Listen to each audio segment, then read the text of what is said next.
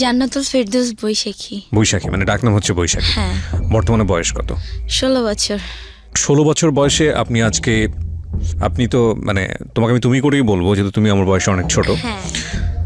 তো এইরকম একটা বয়সে আসলে জীবন গল্প বলা, কী বা জীবন গল্প, কেনই বা আসলে ও আমাদের আজকে লাখ লাখ মানুষের মুখোমুখি হয়েছে, সেগুলো নিয়ে কথা নিশ্চয়ই হবে।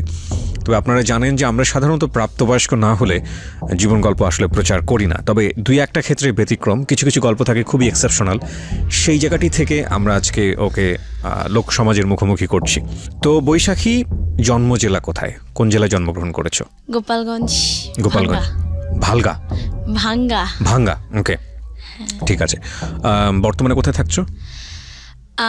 এখন থাকি কেরানীগঞ্জ, পুরান ঢাকার ওদিকে। হ্যাঁ, পুরান ঢাকার ওদিকে, ওকে, ঠিক আছে। শুরু করো তুমি একেবারে ছোটবেলা থেকে, যেখান থেকে বলতে চাও। আমার মা বাবা গ্রামেই থাকতো, আমাদের গোপালগঞ্জ এখানে। তো আমি এরকম ভাবে, আমার বাবা মানে খুব নেশাখোর ছিল, অ্যাডিক্টিভ টাইপের, মানে খুবই। তো আমার আরো 2টা ভাই হয় আগে, আকাশ, বড় ভাই আকাশ, ছোট ভাই তমা। আমি আর কি মেঝো, আমি হই।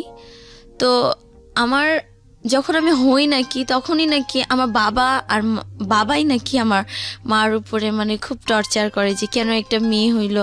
একবার নাকি আমাকে মানে ছুঁড়ে ফেলে দিয়েছে বাগানে। আচ্ছা, হ্যাঁ। তো এখান থেকে তোমার বাবা পেশায় কি ছিল? পেশায় কিছুই করতো না, মানে জেলের ছিল, কখনো মানে জেলের কাজ করতো, কখনো এটা করতো, কখনো সেটা করতো, আর অল টাইম নেশাই করতো। মানে আজকে খাওয়ার মতো খাবার আছে, কালকে যে কি হবে তার সেটা মানে সে ইয়া করতো না। তো যখন আমার বয়স আস্তে আস্তে বাড়লো, 1.5 মাস হলো, তো আমার আবার আমার মারা হচ্ছে 4 বোন, আমার মা হচ্ছে সবার ছোট, আর আমার খালা হচ্ছে 3 নাম্বার আর কি। তো আমার খালার বিয়ে হয়েছে, তার বেবি কনসিভ হচ্ছিল না, অনেক বছর হয়ে গেছে বিয়ের, তো এইভাবে একটা চাপ ছিল। তো হওয়ার পরে সে গ্রামে যায়, শুনে আমার কাহিনী যে নেক্সট আমার কি হবে, আমার ফিউচারের কথা চিন্তা করে সে আমাকে নিয়ে আসে। 1.5 মাস বছর বয়সে নিয়ে এসে নিজের মেয়ের মতোই লালন পালন করে। আর আমার আম্মু, মানে আমার আম্মুর যে আছে না, যে কখনো আমার প্রতি যে একটা মায়া তৈরি হবে যে না ও আমার মেয়ে, ওর একটু এক্সট্রা কেয়ার করতে হবে বা ওর একটু খোঁজ খবর নেই, এরকম কখনোই হয় নাই। ঢাকা শহরে যাই, আমার খালা ঢাকায় গুলশান 2 থাকে, তো ওইখানে আমি লালন পালন হই। তো আমার মার আবার একটা ছেলে হয়, তো সেই ছেলেটা এখন আমার বাবা কোথায় ধরতে গেলে এখনো বাচ্চা আছে কি মারা আছে আমি যাই না, কারো খবরই তেমন একটা যাই না, শুধু মার খবর জানি। তো মার আর কি বিয়ে হয়ে যায়। ছোটবেলায় আমার খালা খালু যে মা বাবা, তাকেই আমি মা বাবা বলে চিনতাম, তো আমাকে খুব আদর করতো। মানে আমি কিছু একটা মুখে বলার আগে, আমি খুব শৌখিন, কিন্তু মুখে বলার আগে মানে আমাকে সেটা এনে দেওয়ার জন্য সবসময় ট্রাই করতো। বিয়ে হয়েছে কি একটা লোক বিডিআর বলে, যে আর্মি বিডিআর রিটায়ার্ড হয়েছে, তার আগে একটা ওয়াইফ আছে, একটা ছেলে আছে অনেক বড় ডিপ্লোমা ইঞ্জিনিয়ার কমপ্লিট করছে, আমার মাকে আর কি বিয়ে করছে যে কোনো কারণে। তো ওই ঘরে এখন একটা মেয়ে আছে, নাম সাদিয়া, 10-11 বছর বয়স। গ্রামের বাড়িতে যখন বেড়াতে গেলাম, তো যাওয়ার পর ওইখানে আমাকে অনেকেই আমার খালাকে মানে বলতো আমাকে যে এখনো ওকে রাখছো বা এখনো ওকে পালতেছো, তোমার এখনো বাচ্চা হয় নাই। তো আমি এগুলা জাস্ট কেয়ার করতাম না, মানে বুঝতামই না কেয়ার কি, বুঝতামই না যে কি। তো আমাকেও জিজ্ঞেস করতো যে তুমি কি ওনাকে এখনো মা বলতেছো বা এখনো মা বলে ডাকো? তো আমি বলছি ডাকবো না, কাকে ডাকবো, আপনাকে, ওনাকে না মা বলে ডাকলে। তো বলছে আচ্ছা ঠিক আছে। তো এরকম আসতো, আমাকে এসে দেখে যেত। আচ্ছা, মানে আপনার খালাকে আপনি মা বলে ডাকতেন? হ্যাঁ, মা বলে ডাকতাম, বিকজ আপনি ওখানেই বড় হয়েছেন, তো ওনাকে মা হিসেবে জেনেছেন। জি, তারপর এভাবে আস্তে আস্তে আস্তে আস্তে মা যে খালা, সে মানে সে অনেক মডার্ন ছিল, তো সে আমাকে পালছে খুব শৌখিন ভাবে, অনেক আদর আল্লাহ দিয়ে। তো ফার্স্টে ভর্তি হয়েছি বাড়িদারা শিশু মঞ্চ কেজি অ্যান্ড হাই স্কুলে, ওইখানে ভর্তি হইলাম, ওখানে পড়াশোনা। তারপরে পাশে যে Kalachandpur high school and college, ওটা এখন সরকারি হয়ে গেছে, তো ওইখানে 10 পর্যন্ত আর কি পড়া। তো এরকম আমি যখন ক্লাস 5-এ পড়ি, আমি ক্লাস 5-এ আমাদের কালাচাঁদপুর স্কুলে ভর্তি হই। তো ওই স্কুলে ভর্তি হই, তো তখন আমি আমরা আবার দেশে গেছি, গ্রামের বাড়িতে বেড়াতে গিয়েছিলাম, তো ওইখান থেকে আসার পর শুনি যে সে বেবি কনসেপ্ট করছে। তো এইখান থেকে আর কি শুরু গল্পটা, এখান থেকে। বেবি কনসিভ করেছে মানে হচ্ছে আপনার খালা বেবি কনসিভ করেছে। হ্যাঁ, সে বয়স কত তখন আপনার? আমার তখন 10 বছর, 5-এ পড়ি। 5-এ পড়ো তুমি ওই সময়? হ্যাঁ, তখন আমি 5-এ আর কি উঠবো, মানে উঠে গেছি আর কি। ওকে। তো আমি তো খুব আমাকে মানে একসাথে শুতে দেবে না, আমার রুম সবসময় আলাদাই ছিল, তারপর আমি মার সাথেই শুইতাম, মানে খালার সঙ্গে। খালা, হ্যাঁ ওই তো খালা, তার সাথে শুইতাম। তো আমার শুয়া কি অতটা খারাপ ছিল না, ঘুমানোটা আবার অতটা ভালোও ছিল না। তো সে ভয় পাচ্ছিল যে আমার এত বছর পরে একটা বাচ্চা হবে, যদি কোনো একটা ও মাধ্যমে। ও আচ্ছা আচ্ছা, মানে কনসিভ করার পরে তোমাকে আলাদা একটা রুমে দিয়ে দিয়েছে যে তুমি ওখানে ঘুমাও। আচ্ছা, মানে সবকিছু আমার আলাদা হয়ে যাচ্ছিল আস্তে আস্তে। তো এরকম তো আমি খুব কান্নাকাটি, মা আমি তোমাকে ছাড়া শুবো না, মা আমি তোমাকে ছাড়া ঘুমাবো না, কিছুতেই না। তো আমিও তো যাবো না, আর সেও আমাকে যাওয়াই ছাড়বে, যে তোকে যাইতেই হবে, তখন তুমি থেকে তোকে যাইতেই হবে। তা সেরকম তো আমি যাবো না, খুব কান্নাকাটি করতেছি যে আমার খালু বাবা, সে আমাকে এতটা মারলো, লাইফের ফার্স্ট অনেক মোটা একটা লাঠি দিয়ে মারার পরে আমাকে আলাদা রুমে রাখলো। আমি এমনি পাই ভয় পাওয়ার ফলে কি আমি খুব কান্নাকাটি করলাম, সারা রাত আমি চিল্লাইছি, মা তুমি কেন আমাকে ছেড়ে দিলে বলো, আমি তোমার বুকে শুভ মা, মানে অনেক কথা বলছি। পাশে তখন টিন সেট বাসা ছিল, তো পাশের রুম থেকে আর কি শোনা যায়। তো একটা মহিলা বলতেছে যে সারা রাত মেয়েটা এভাবে ঘুমায় নাই, সে তার মতো সে ঘুমায় গেছে, চিল্লাইছে মেয়েটা আর এভাবে কান্নাকাটি করছে মার কাছে যাওয়ার জন্য। তো যাই হোক, এক পর্যায়ে সকাল হলো, তো এরকম মানে খুব অ্যাভার্ড যে বাচ্চা হ্যান ত্যান। তো যখন বাচ্চাটা আমার মা আসলো আবার মাঝখানে, যে এখন তো সে প্রেগনেন্ট, কাজ টাজ করতে হবে, মানে আপন মা। হ্যাঁ, আমার যে আপন মা, নাম সেলিনা। তো সে আসলো, আসার পর ওই যে তার মেয়ে হয়েছে ওই ঘরে, মেয়েকে নিয়ে আসলো, আসার পর কাজ টাজ করতো। তো তখন আমাকে আমার মা একদিন ডাকে বলতেছে, জানো আমি তোমার কি হয়? হ্যাঁ, তুমি তো আমার খালামণি হও, তুমি আমার ভালো খালামণি, ছোট খালামণি আমার। না, আমি তোমার মা হই। মা হও? কেন মা হবো, আমার তো মা আসছে। বলছে না, আমি তোমার মা হই। তা বলছি কেন তুমি, মানে আমি তর্ক করতেছি, খুব জিতছিলাম, কেন না তুমি আমার মা হও না, কেন বলতেছো এগুলো, আমি জানি তো হ্যান ত্যান। সে আবার আমার রুমে শুইতো, তো আমি তাকে শুইতে দিতাম না। আসলে কি, হ্যাঁ ওনারা গ্রামের থেকে আসছে আর আমি ঢাকা শহরে থাকি, আমি কেন শুইতে দিব আমার সাথে? হ্যাঁ, আর আমার খালা কি, মানে আমার যে মা, আপন মা, সে আবার কি মানে একটু নোংরা টাইপের, মানে গ্রামের তো, মানে অত কিছু বুঝতো না। 2 রুমের নেওয়ার জন্য আর কি আমরা ফার্স্টে টিন সেট, এটা মোটামুটি ভালো একটা। তো যাই হোক, আস্তে আস্তে হ্যাঁ তুমি আমার সাথে ঘুমানোর জন্য আমার থেকে একটু পটায় চকলেট বা এটা নেওয়ার জন্য, মানে আমার তখন ধারণা এটা ছোট তো, এগুলোর জন্য মনে হয় তুমি এরকম আমাকে ভাও দিচ্ছ, এক কথায় ভাও দিচ্ছ। বলছে না, আমি তোমার মাই হইতো। আমার নানু এখন নাই, মারা গেছে। আমার নানু বলছে কি, পুরাটা খুইলা বললো যে ওর আর কোনো সিচুয়েশন ছিল না, তোমাকে দিয়ে দিচ্ছে, তুমি 1.5 মাস তোমার মার কাছে ছিলা, শুধু 1.5 মাস ছিলা, আজ হয়তো তোমার মার কাছে থাকতে, এরকম তোমার 2টা ভাই আছে। তো আমি না ফার্স্টে কিছুটা বিশ্বাস করছি, কারণ আমার মা, আমার যে খালা, সে তাকে, আমার আবার একটা খালা তো ভাই আমার সাথে ছিল, পারভেজ নাম। তো সে খালা বলে ডাক দিছে, তো আমি ফাজলামি করে ডাক দিছি কি, হ্যাঁ খালা, হ্যাঁ দাও ভাত দাও। সে বলে হ্যাঁ তোমার তো খালাই। হ্যাঁ মা কি বলো, খালা কেন? না ওই কিছু না। তো এরকম তখন একটা আসলো যে সত্যিই মনে হয়। আস্তে আস্তে আমার মা আমাকে বলতে লাগলো, মা এটা ছিল, তুই পড়াশোনা করে অনেক বড় হ্যাঁ মানুষে আমার কাছে আসবি। তো এরকম আস্তে আস্তে বাচ্চাটা যখন হইলো, আমার নানু আমাকে বলে কি, তোকে না ওই বিছনায় পর্যন্ত উঠতে দিবে না, জানিস, তোকে এইটা করবে ওইটা করবে, তোমার খাবার ছুটাই দিবে, তোমাকে দিয়ে সব কাজ করাবে, এটা করবে সেটা করবে। তো আমার মনে হলো না, আচ্ছা তাই, ঠিক আছে, এরকম কেন হবে, থাক, মাই তো বাবাই তো, এরকম কেন করবে।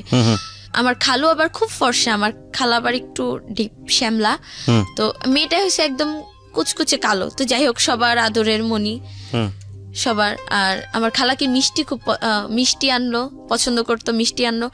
তো আমি সবাইকে বিলাইতে গেলাম যেভাবে, যে দেখো আমার অ্যাম্বুলেন্স থেকে যখন নামলো, আমি ধরতে নিলাম, এই ব্যথা পাবে, ছাড়ো ছাড়ো ছাড়ো, হ্যান ত্যান, বিছানায় বসে যে আমি একটু আদর করব। আমার নানু, এই সরো সরো সরো। আমার খালা যখন মানে হয়েছে মেয়েটা, তখন নাকি আর কি বুকে দুধ পাচ্ছিল না, তো রুম থেকে বের করে দিত, খুব খারাপ ব্যবহার করতো, স্যাং স্যাং বলে যাকে, বের হতো। আমি বাহিরে একটাই যেতাম, বসে কানতাম কি, ইস আমি হয়তো আমার মাকে হারায় ফেললাম। তো মানে আমাকে যেই দেখে সেই বলে, তোমার কিছু একটা হবে, জানো, তোমার কিছু একটা পরিবর্তন হবে। তো আমি আবার হোগা, আমি জানি না হোগা কি, তাপটা দেখি, তো এরকম হয়ে যাক, যা হবে হবে।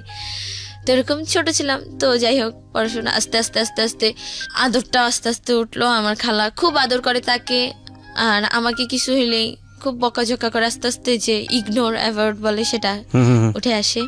তো খালুর আবার কি বলতেছে যে গুলশানে এমনি যখন বেবিটা হইলো মানে উড়াধুরা খরচ করছে সে, মনে হয় 2-3 মন খালি, মানে এলাকার সবাই মানে মিষ্টি পাইছে এরকম। বিয়ের কত বছর পরে এরকম আপনার বাচ্চাটা হয়েছে ওনার 20 বছর পরে। ও ওকে, আচ্ছা, তো সেই জন্যই বেশি খুশি ছিল আর কি। হ্যাঁ বেশি মানে অনেক খুশি, শুধু খুশি না অনেক খুশি ছিল। তো আস্তে আস্তে আমি স্কুলে যাই। আমার তখন আমি ক্লাস 5-এ পড়ি। তখন আমার একটা ফ্রেন্ড ছিল স্বর্ণা, শিপা আর মিম এখনো আসছে। ওরা বলতেছে এই তোর বোন হয়েছে, হ্যান ত্যান, সব শেষ। এই যে মনে কর তোর আদর গুলো, কেন আদর যাবে, আমার বোনকে কত আদর করবো আমি। বলছি তুই তো জানিস সব। হ্যাঁ জানি সব। তো বলে কি এক কাজ কর, তোর তো খুব কষ্ট। আমি বলছি কই, তখন আবার কষ্টের ইয়াগুলো চলে আসতেছে যে একটু টর্চারের শিকার হচ্ছি। তো বলছে তোর তো খুব কষ্ট, তুই এক কাজ কর, তুই না সিগারেট খা। আস্তে আস্তে আমাকে ড্রাগে নিয়ে যায়, তুই না সিগারেট খা, স্মোকটা একটু ট্রাই কর। আমি বলছি না রে। তো ও যখন খাইছে, ও আবার স্বর্ণা মেয়েটা যে, তো আবার রিলেশন করতো, ভাইগাও গেছে অবশ্য, মানে পালাই চলে। তো ও আবার রিলেশন করতো, মানে বেশ একটা ভালো ছিল না, মানে ফিজিক্যাল করতো হ্যান ত্যান। তো ও যখন খায় খুব কাশে, দোস্ত তোর কি খুব প্রবলেম হয়? হ্যাঁ খুব কাশি হয়। না রে আমি না খাবো না। আরও যখন খাই তো ওর সাথে স্মেলটা থাকতো, না রে মা বুঝে যাবে বা খালা বুঝে যাবে, খবর আছে, না খাবো না, আচ্ছা খাইলাম না। তো যাই হোক এরকম বলতো যে তোকে তো এমন করে, তুই তাহলে কি করবি? আমি বলছি কি করবো, এখানেই থাকবো, একদিন তো আদর করবে। তো আমার বাবাটা আবার আদর করতো তখন মানে খালু, সেই শুধু আমাকে একটু আদর করতো, আর কেউ না। এরকম আদর তো আস্তে আস্তে বড় হই। তো এখানে আবার কি যে এখানে যে একটু অনেক টাকা খরচ হয়ে যায়। তো খালু বলে কি ভাসানটেক মিরপুর 14, ভাসানটেক দেওয়ানপাড়ার ওখানে আমরা শিফট হই। ওইখানে আমি আবার ভাসানটেক হাই স্কুলে ভর্তি হই, উচ্চ বিদ্যালয় যেখানে ভর্তি হই। ওইখানে পড়াশোনা করতে আমি, আমার আবার খালার আবার একটা ফ্রেন্ড ছিল, ছেলেটা হিন্দু বাট নাপিত। আমরা যে ওই যে টিনসের পাশেটা থাকতাম, তার সামনে সেলুনের দোকান ছিল। তো তাকে নিয়ে আমার খালু খুব জেলাস ফিল করতো, মানে সেই ছেলেটা কি আমার খালাকে খুব লাভ করতো। আর আমি অনেকের মুখে থেকেই শুনছি যে বেবিটাই নাকি তা, এটা আমি বিলিভ করি নাই কখনো। যাই হোক এটা তাদের ব্যাপার। তো ছেলেটার সাথে আমার খালা মানে সবকিছু শেষ করে দিতে চাই যে তোর জন্য আমার সংসার আগুন লাগবে। আমাদের ওই বাসায় তো আসতোই, আগে আসা দেওয়া ছিল। তো ওই ভাসানটাকে একদিন আসছে, তো আমার খালা আমাকে ফোন দেয়া ধরাই দেয়, যেন আমি ঠিকানাটা বলি আমার মাধ্যমে আসে, জানি আর কোনো প্রবলেম না হয়। তো ধরা দেয়, হ্যাঁ মামুনি, আমাকে জান্নাতমণি, হ্যাঁ জানুমণি তুমি কোথায় থাকো তোমরা এখন, আমাকে ছেড়ে চলে আসলা? হায় হায়, না আমরা তো যে দেওয়ানপাড়া আছি, হ্যান ত্যান, এই যে মরিয়ম পাড়া নাকি, এখানে একটা প্রভাবশালী মহিলা, এই তার এলাকা। তো বলছে ঠিক আছে আমি আসবো তোমার সাথে দেখা করতে। তো এরকম আসতো। তো তাকে নিয়ে এই পাশের একটা মহিলা একটু প্যাচ লাগাই দেয় আমার খালু। তো ওইখান থেকে আমরা চলে আসি। প্যাচ লাগাই দেয় বলতো ওইখানে আবার কিছু ছেলে পেলে, মানে আমার খালার উপরে কেন যায় না রাগ ওই মহিলা দুইটা। তো আমার ওখানেও কটা ছেলে লাগাই দেয়, যাদের আমি স্কুলে যেতে পারি না, ছেলেগুলো আইসা খুব ডিস্টার্ব করে, ইফটিজিং এ অনেক খারাপ একটা অবস্থায় চলে যায়, যে ছেলেগুলা যে অফার করতে থাকে আমাকে রিলেশন করবো হ্যান ত্যান। তো যাই হোক আমরা এখান থেকে চলে আসি আবার ব্যাক গুলশানে। তো আইসা এখানে পড়াশোনা ওই যে বাদ 6 মাস 6 পর্যন্ত, 6টা ভালো মতো পড়া হয় নাই। তো 7-এ ভর্তি হব। তো যাই হোক বাসার সব কাজ টাজ সব করতাম। খালা কি সবসময় ওর জন্য কিছু একটা এক্সট্রা রাখতো, বলতো কি তোকে তো ছোটবেলায় কত আছে না যে কিশোরের যে একটা পুষ্টির ব্যাপার, আমার দিকে যে না এসব কিছু কেয়ার করতো না, যে ওর এটা লাগবে বা ওর ওইটা লাগবে, এরকম কিছুই না। এই নুসাইব ভালো কিছু একটা হয়েছে, সব একটু খাইলো, এইটা নুসাইবার পরে যে ওটা খাবে বা আমার যে খেতে ইচ্ছা করবে, বা আমার মানে হচ্ছে যে ওনার মেয়েটা, হ্যাঁ নুসাইবা, এটা ওর। তো আমার খুব খারাপ লাগতো জিনিসটা, কম বয়স আর ফ্রেন্ডরা বুঝাইতো। তো যাই হোক আস্তে আস্তে খুব একটু টর্চারের ইয়াতে ছিলাম। 7-এ উঠলাম, কিছু হইলেই মানে আমাকে এতটা মারতো, মানে যা পাইতো হাতের কাছে। মানে এখনো আমার মানে বডির প্রত্যেকটা জায়গায় ব্যথা। পানি ঢালতে গেছি, পানিটা হাত থেকে একটু পড়ছে, সেজন্যই একটা থাপ্পড় খাওয়া লাগবে, একদম মাস্ট খাওয়া লাগবে। মানে কথায় গায়ে হাত তোলা, হ্যাঁ কথায় গায়ে হাত তুলতো। আর একটু ভাইবাও নিত না যে ও বড় হয়েছে, একটা মেয়ে মানুষ, না এরকম না। 7-এ উঠি এরকম কষ্ট। তো 7-এ উঠি লাস্ট দিক দিয়ে একদম। তো আমরা ওই বাসাটা ছাড়ি।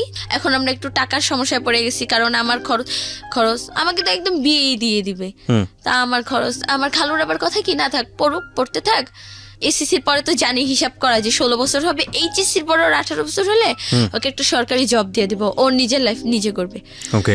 তো ওই তো আবেগের বয়স, ফ্রেন্ডরা ছিল, এটা বলে ওটা বলে কদিন পর পর যে তুই একটা রিলেশনে যা, তুই তো এরকম সেরকম, তোর উপরে ক্রাশ খাইছে। আমি কেয়ার করি নাই। 7-এ আমরা 7 তলা একদম ছাদের উপরে বাসা নেই, আর আমাদের 5 তলা একটা ছেলে থাকে, ওই ফার্স্ট লাভ। জি। ছেলেটার নাম নাইমুল হাসান সিজান আর কি, সবাইকে সিজান বলে ডাকতো। আচ্ছা। আমরা যেদিন বাসায় উঠি ওই দিন ছাদের উপরে ছিল, আমরা সবকিছু আমাদের মালামাল সেট করি। তো সেই দিন ওকে দেখে কেন জানি আমার মানে মনে হলো কি মানে কত আগের যেন চেনা, কত কিছু জানি, যে খুব অনেক অনেক মানে আস্তে আস্তে এত ডেভেলপার। ও 5 তলায়, আমি 7 তলায়। তো সিজান, ওর একটা বোন আছে নাম সিনিন্না, ওর বাবা পুলিশে চাকরি করে। আচ্ছা। চিটাগাং। ওর মা, ওর বোন আর ও থাকে এখানে, ওর বাবা ওইখানে কোয়ার্টারে থাকে। তা তো আস্তে আস্তে এরকম ও আবার, আমি তখন ও আমাদের স্কুলে তখন 9-এ পড়ে, আমি তখন 8-এ উঠবো আর কি, 7-এ। আমাদের আর কি এলাকায় আমাদের একদম গেট সোজাই একটা মাঠ, তো মাঠের ওখানে আরিয়ান স্যার কোচিং করাতো। তো আমি ওখানে ভর্তি হয়ে গেলাম, যে পড়াশোনা আবার তো স্টার্ট করছি, তো পড়াশোনা তো ওইখানে ও বসে থাকতো। ও কি খুব খারাপ ছেলে ছিল, আমি জানতাম না, মানে দেখে খুব ইনোসেন্ট মনে হয়, খুবই আমাকে দেখে না টোন করতো, মানে মানে মানে আমার ফ্রেন্ডরা মিম আবার খুব মডার্ন ছিল। আমি মানে এতটাই ছিলাম, মানে আমার ঘরে কখনো লিপস্টিক পর্যন্ত কিভাবে দিতে হয় এটা আমি জানতাম না, কাজলটা হালকা জানতাম, আমার খালা খুব মডার্ন ছিল, বাট আইলাইনারটা চিনতাম না, এরকম কিছুই ছিল না। ওখানে গেলাম, তো সিজন কি আসে না যে একটা মডার্ন মেয়ের সাথে যদি খ্যাত বলতো, যেটাকে খ্যাত মেয়ে যদি যায় স্বাভাবিক হাসবে। তো একদিন দুদিন আমার ফ্রেন্ডরা খেয়াল করলো যে হাসে। আমি বললাম কি দোস্ত, এই ছেলেটাই তো সেই ছেলেটা। আমি বলছি ওকে আমার ভালো লাগছে। বলছে ভালো লাগছে, এটাকে ক্রাশ বলে। আমি বলছি কি বলে? ক্রাশ। আমি বলছি আচ্ছা এটাই ক্রাশ? বলছে হ্যাঁ এটাই ক্রাশ। তো হাসে, তো আমি বলে কি এই যে দেখছিস, তোকে দেখে ও হাসে, ও তোকে লাইক করে, দেখ ও তোকে, কিন্তু ওকে দেখে হাসে যে ওর সাথে আমাকে ওকে দেখে হাসে, ও না তোকে দেখে হাসে রে, তোকে পছন্দ করছে, এই তো তোর ফার্স্ট লাভ এবার সাকসেস হবে। তো যাইতাম, তো 6টা থেকে 9টা পর্যন্ত হইতো রাত কোচিংটা। তো ওইখানে বসে থাকতো, তো আবার 8টার সময় চলে যেত। তো প্রতিদিন একটা এক্সকিউজ দিতাম, স্যার আমার পেট ব্যথা, এটা ওইটা, মানে আমি দেখা যাবো, দেখা বের হবো, দেখা ঢুকবো, দেখা বের হবো, তো এরকম। তো এরকম কোচিংয়ে তো স্টাডি করতেই থাকলাম। তো স্কুলে যেতাম, তো ও আর কি আস্তে আস্তে বুঝলো কিভাবে, ও ছাদে যাইতো, ছাদে ও মেয়েদের সাথে কথা বলতো ফোনে, ওর গার্লফ্রেন্ড বলতে জিসান মেয়েদের সঙ্গে কথা বলতো। জিসান না সিজান, ওকে হ্যাঁ সিজান মেয়েদের সাথে অনেক কথা বলতো। আমার দিকে মানে মুগ্ধ হয়ে তাকায় থাকতাম। একটা ছেলে কিন্তু বুঝে যে একটা মেয়ে তাকে ফলো করতেছে, ও যেদিক দিয়ে। আপনি ক্লাস 6-এ পড়েন? 7 ক্লাস 7-এ, ওকে। আমাদের ক্লাস হচ্ছে কালীচাঁদপুর স্কুল, এখানে মেয়েদের হচ্ছে 7টা থেকে ক্লাস 12টা পর্যন্ত, আর ছেলেদের 12টা থেকে 5টা পর্যন্ত। তো আমি আবার আরেকটা কোচিং করতাম ওই স্কুলের স্যারের এখানে। যাই হোক, তো আমি 6টা থেকে 6টায় আর কি বাসা থেকে বের হতাম, তো 7টায় ক্লাস, তো 12টা এসে। তো আমি কি করতাম, আমাদের কি 12টার 10 মিনিট আগে একটু মেয়েদের ছেড়ে দিত, কারণ ছেলেরা ওইখানে মানে ক্লাসে প্রত্যেক ক্লাসে মানে ব্যাগ টেক রাখতো, তো 10 মিনিট আগে ছেড়ে দিত। তো আমি না 10 মিনিট পরে বের হতাম, মানে ঘোরাফেরা করতাম স্কুলে, যে ওকে একবার দেখবো। আর মিমকেও সাথে রাখতাম, দোস্ত তুই থাক, আমার হাত পা কাঁপে যদি কিছু একটা বলে। ও আবার খুব রাগী সিজান। আচ্ছা। আর মিম বলছে কি, আরে হয়েই তো গেল তোর কানেকশন, তুই এত ভয় পাস কেন? ও আচ্ছা ঠিক আছে।